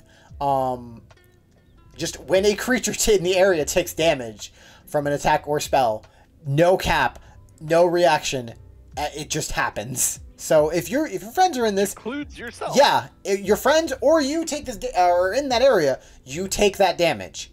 And I'm there for that.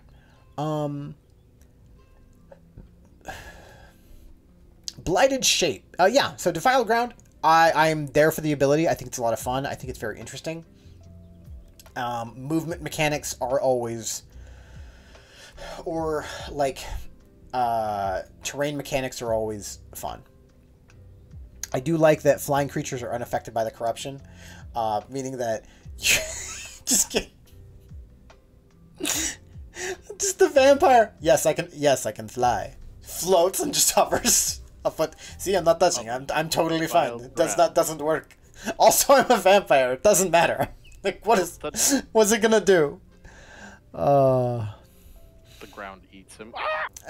Ah! Alright, Blighted Shape. Also at 2nd level, your physical form begins to show effects of the corruption you wield, tracing blackened veins across your skin and producing gnarled bony protrusions or other eerie phenomena. You gain proficiency in charisma intimidation skill. You are scary and people are scared of you. Additionally, while you are transformed by your wild shape feature, you gain a +2 to AC as a gnarled spines protrude from your body. Your beast form also gains dark vision out to a radius of 60 feet or an additional 60 feet if the dark vision, if it already has that sense. Oh boy! Oh baby. This is really good. However, I don't know that it's too strong. The extra 60 feet of dark vision is honestly probably the best thing about this. The extra +2 to bonus to your AC is going to be useful. But beyond like 5th level, I think you don't. The wild shape restrictions are pretty strong. So just gaining a +2 to your bonus to AC is helpful, but it's nothing that steps on like the toes of a moon druid, because a moon druid is going to have the extra HP to say, haha, that 2 AC is cute. I still hit you once and that wild shape is gone. So it helps a little with that. I am aware that there are certain ways that you can break wild shape at low level. Yes, you can. But yeah, I think this is, I think it's fine. We do have a Daedrin's feat that would kind of break this, but that is a Circle of the Moon specific feat, so never mind. It would be fine. We're good. Break it if you can't beat 2 subclass. Exactly, right? Scribbles in Circle of the Moon. No. I need to water the spritz bottle for some people. No, get down. Yeah, so I like these abilities. Fun, unique, different. And useful. Call of the Shadow Seat. Hold on. Okay. I had to go back and look at Defile Ground real quick. I need to see what the recharge mechanic on that was. And it's short or long rest, which is good. Alright, Call of the Shadow Seeds. At 6th level, you learn to summon the feral children of the forest from the life force of your enemies. Holy I cut myself. Cut myself on all that edge. Oh, that is terrifying. When a creature that is not undead or a construct takes damage, within your area of Defile Ground feature, you can use a reaction to summon a blighted sapling in an unoccupied space within 5 feet of the creature. You can direct the sapling to make an attack against any creature within 5 feet of it as part of this reaction. The sapling then acts on your initiative, obeying your verbal commands. The blighted sapling remains on your service until it until it is reduced to 0 hit points until the end of your next long rest, or until you summon another sapling, at which point it crumbles into foul-smelling mulch. You can use this feature a number of times equal to your proficiency bonus, regaining all uses when you finish a long rest. The sapling uses the statistics below. Its features scale based on your level and proficiency bonus. All right, let's look at this, because I immediately have some about this. But I'm curious to see how the stats are. Blighted sapling, medium plant. Oh, it's size medium. That is not what I expected. The armor class is 10 plus your proficiency bonus, which is its natural armor. Since you get this at 6th level, you have a minimum of proficiency bonus of +3. That armor class of 13 is not terribly high, and that doesn't... Your proficiency... It's going to max out at like +16 if once you hit 20th level. Realistically, it's never going to be too hard to hit. The hit points are twice your druid level, meaning it starts at 12 hit points. Each level up does get an additional 2 hit points, which is helpful. Max is at 40 hit points. Realistically, it'll probably be about anywhere from 12 to 20-ish hit points, which is alright. Speed of 30 feet, -1 to strength, +1 to dex, +1 to con, -3 to int, -1 to whiz, and -4 to charisma. These stats are not great. Damage vulnerabilities to fire, which is a big thing. It's resistant to necrotic and poison. Makes sense. It cannot be blinded, deafened, poisoned, or poisoned. Good. Blind sight to 60 feet. Okay, good. It's blind beyond that radius. Passive perception of 9. Languages, it understands all the languages you speak. It has a challenge rating equal to your proficiency bonus. No, it doesn't. No, it doesn't. When you reach 14th level in this class, the Blighted Sapling makes 2 claw attacks. Okay, 14th level is really high for that. Claws, melee weapon attack, your spell attack modifier to hit, reach 5 feet, 1 target, 2d4 plus proficiency bonus and piercing damage. Seems kind of weak. Yeah, it does not have... It's fine. Like, you can kind of spam this 3 times a day. You can summon 3 times a day. But the problem is that it is linked to the Defile Ground feature, which is my issue with it. Is that you need extra setup to get this ability off. And if you, for whatever reason, don't have access to... Defile Ground, you're locked out of it. Yeah. So there is a little bit of juggling there. I have that issue with it. It only has a melee attack. It has no range. You can only have 1 at a time, which is good. I would prefer that. Yeah, this stat block isn't really anything great. It's fine. I think the nice thing is that it's extra action economy, right? Extra 2d4 damage per yeah. turn, assuming you hit. Assuming you hit, which it is your spell attack modifier. Theoretically, you're going to be maxing your wisdom, and you'll get to that pretty quick. So, theoretically, you have a decent modifier to hit. Give it haste. Give it haste. Yeah, I think my main issue is that it, like... I have mixed feelings about it getting, like, not having 2 attacks. Because on one hand, you can summon it and as a reaction and, like, immediately do that to make the attack, which is cool. And then after that, it just works on your turn, so that's fine. It does have blind sight, which is kind of cool. Yeah, I don't really have anything wrong with it. I think my main issue is that it just doesn't have anything ranged. I wouldn't be opposed to it just like shooting out like a little twig, just like a twig dart. Imagine if it could use your cantrips. That would be insane, and I would be like, excuse you? It can start thorn whipping people. Starts thorn whipping people. That would actually be a really cool combo with this. Really neat because you could use it to grab people and keep them in the defiled ground. Yeah, well, I feel like you definitely should be picking up Thorn Whip because A, it would keep them in defiled ground, but B, you're like, oh, I see you're trying to run away from my sapling. No, you're coming back. Yeah, you bring up a very good point. You are playing a full caster, which does a lot.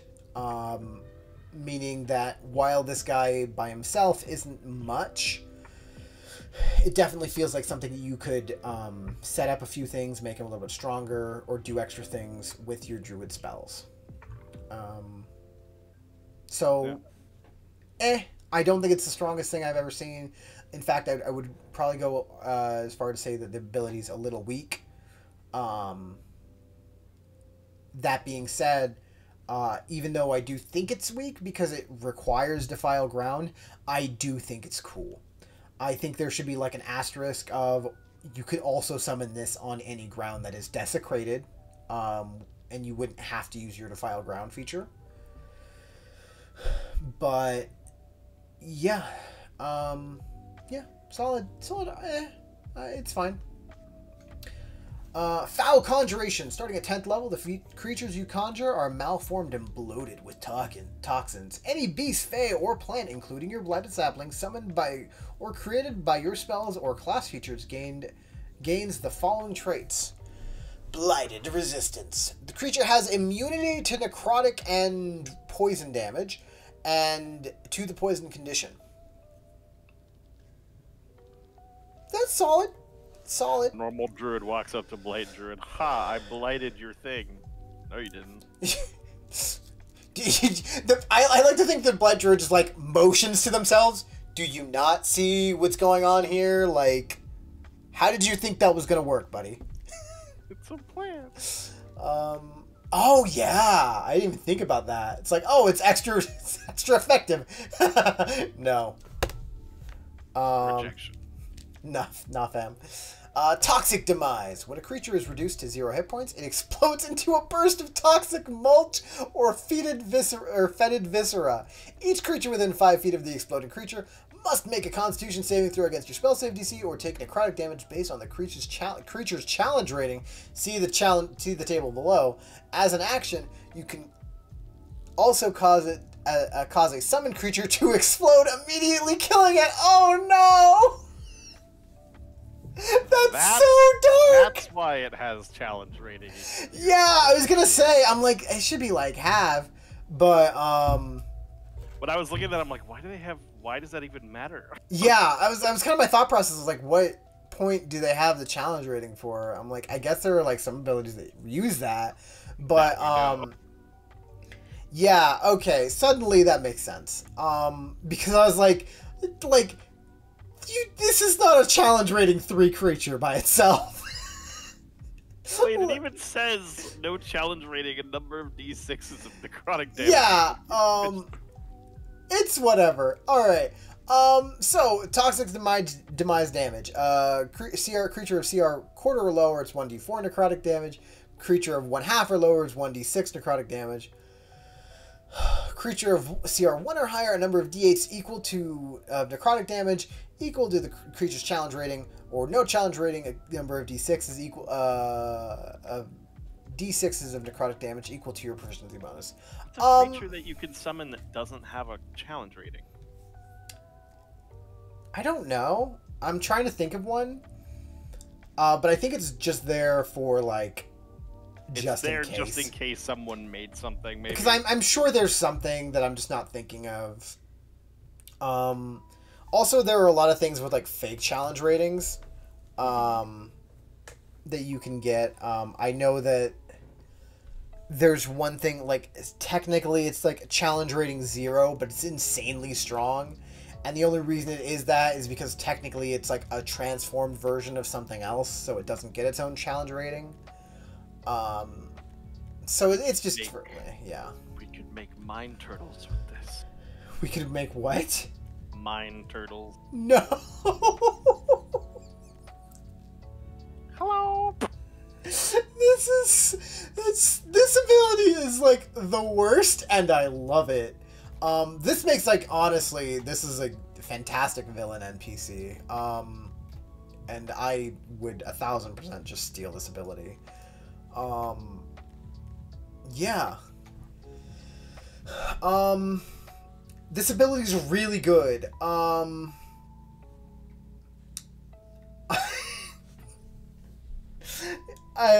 The thing is the second you hit, like, hit 10th level, you just start casting conjure animals. Yeah, I'm starting to see this become a playstyle choice. Yeah, like, that's a very playstyle choice of go, my minions.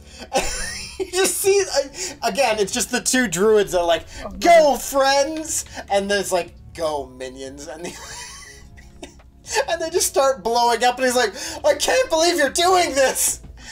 What did you expect, man? Have you seen me? Summons 10 blighted squirrels, all charge, grab onto person, explode. You just start Cybermenning. These are Cybermen! Everything you summon's a Cyberman! Yep. Yep, this is the nap. The blighted saplings are literally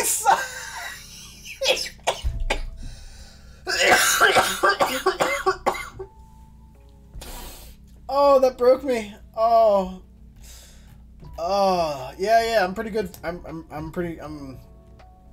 That ability is very dark, but I'm there for it. Alright, the last ability of the night, the last one for this druid. Incarnation of Corruption. At 14th level, your physical form begins to take on the tainted traits of the land you are bonded to. Your skin grows ashen and your eyes darken or turn completely white. Spines and jagged spurs emerge from your body, granting you resistance to necrotic damage and a +2 bonus to AC. Additionally, whenever you start your turn within the radius of the corruption created by your Defile Ground feature, you can use your bonus action to gain temporary hit points equal to your proficiency bonus.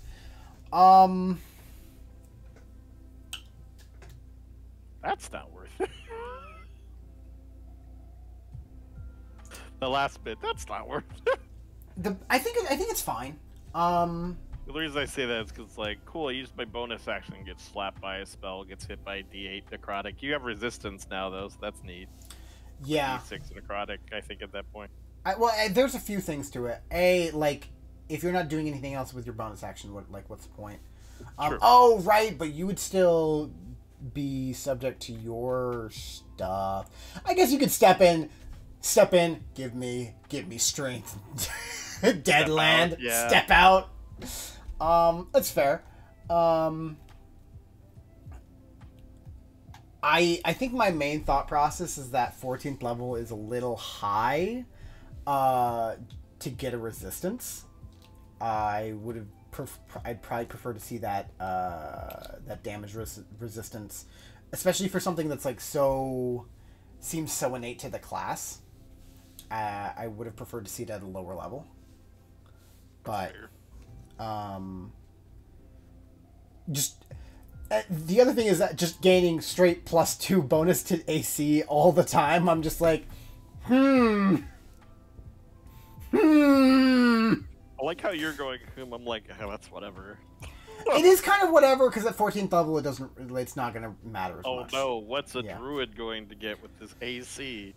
18, yeah. 19? That's kind of also my thought process, is that you're not really, it's not going to really do too much. Like, I think a +2 bonus to your AC. Like, let's see. Let's say at most you maxed out your dex. You have, what is it? Studded leather. Studded leather. Let's say, because you do get medium armor, but medium armor, you do have to. You do have the restriction of can't be metal. Metal. So let's say 15, 16, 17. You do have a shield 19 AC. Yep. Assuming that's also assuming no magic items. That being said, if you want to bust it a little bit, because we can, lizard folk. Lizard folk, I don't even Lizard remember. folk, you get a plus. Your AC is, you have natural armor. Your AC is 13 plus Dex, meaning that at level 1 it could be 16. Pick up a shield, it's 18. Hit 14th level, your AC is 20, which isn't bad. And that's assuming that you don't increase your dexterity anymore, which you probably won't. You might. At 12th level, you could afford to do that and bump your AC up to just naturally 21. That's also assuming like no magic shield or anything like that. It gives you a few decent options. Yeah. Yeah, we're wrapping up Druid.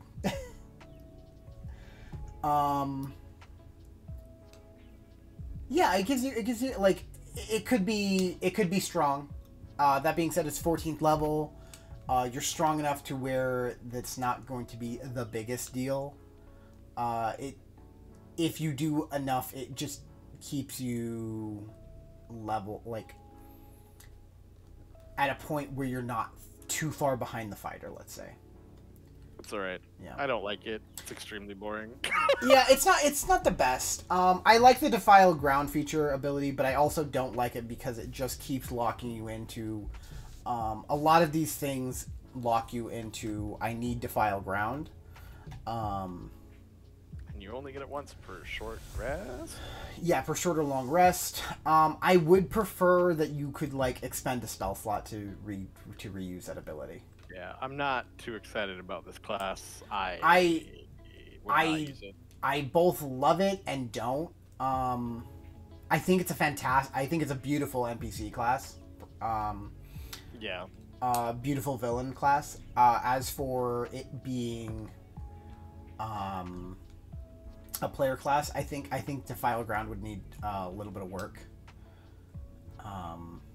Like it just needs extra uses. Looking at it from the outside, it doesn't feel like it would be fun to play. Maybe playing it itself, you might like enjoy it more, but yeah. Yeah. I see no reason to prevent somebody from playing it. I see no reason not to add it to our list of playable stuff. So it will make its way into there. But yeah, I don't really have... I love the flavor. And I love the flavor of the abilities. I think it's a lot of fun. I think mechanically there are some questions. But yeah. Again, I think a main thing is that it should just be linked to any like you can use any of these abilities on like any desecrated ground. However, I feel like that probably could get out of hand, but also You'd also like prompts the player to ask, are we on desecrated ground? Is this desecrated ground? Is this desecrated ground? Hey DM, DM, is this desecrated ground? Can it please be? But yeah. I'm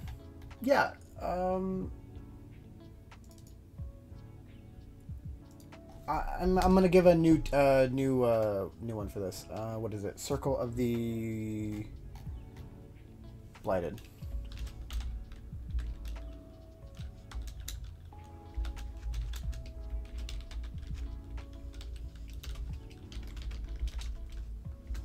Gets a minus from me, even though it's good. Doesn't seem fun. By good, I mean even though it's playable, it doesn't seem fun.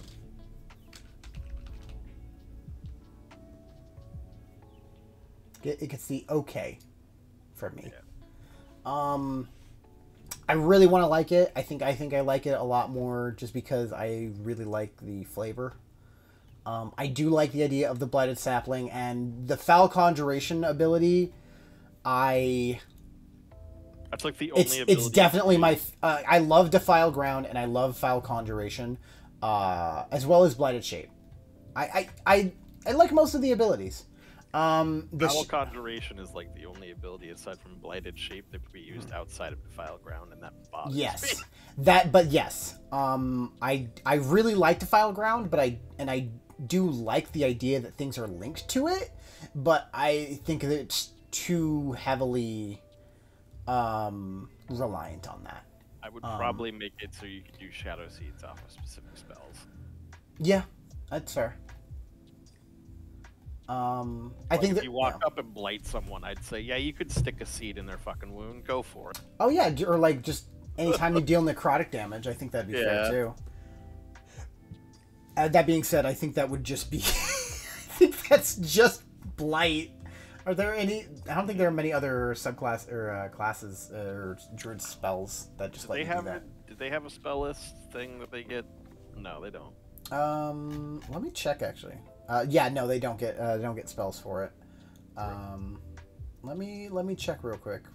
We spells, ranger, druid. Let's just filter and see what we can do. Casting time, levels, damage type, necrotic. It's one of the nice things about having D&D Beyond is just okay, yeah. It's Blight. They do also have access to Wither and Bloom, which is kind of real. It's from Strixhaven. Strixhaven added a few cool things. I haven't looked over it too in depth. I remember technically giving it to Zach at some point, I think. Zach or no, I didn't give that to Zach. I gave it to what's his face? Jeffrey. I gave it to Jeffrey, yeah. But that being said, I didn't give anyone access to the spellbook until after the game was over. Because I'm a monster. I like, Strixhaven came out, I think it was like the week before the finale, or like in the weeks in between the last session that I ran and then the finale. And I just went, nobody gets access to this stuff, or at least between the last level up. And I was like, no one's getting access to this. No. Doesn't matter. I don't want to review this stuff. I don't want to think about it. No. Get out of here. Go back to your other Daniel. Yeah. No. Fuck you. Oh, hey, Noodle. How are you doing? You just came in at the end of the stream. We just Solid. Yeah, we got through Druid. I'll be picking up this again at some point for Monk, and we'll be rounding out the rest of this, as well as I'll probably be skipping these backgrounds because that's not really going to have too much. There is one background that I think is really cool that I kind of want to touch on, but we'll just go over it a little bit. And then I think they have like feats. They have feats and stuff like that. I'll go over those and maybe look over the vestiges. Page turning ASMR. Yeah. Oh, baby. There you go. But yeah, we should be back. We might be back tomorrow night. Possibly, depends on how work and everything goes. I do have other things for my life that I do need to take care of, unfortunately. Might also be able to come back Saturday, but I do have a side job that day. My life is a mess, and we're slowly getting to a stable place eventually. That's a lie. It will never be stable. But with that, I hope you enjoyed reviewing this homebrew with me. I enjoyed reviewing it with all of you, including the people that are in this chat. Elden Ring comes out tomorrow. Woo! Oh, well, does it? Yeah. It won't be looks playing that. so good. I should start playing like actual video games again. But with that, take care of each other, take care of yourselves, and have a great night. No.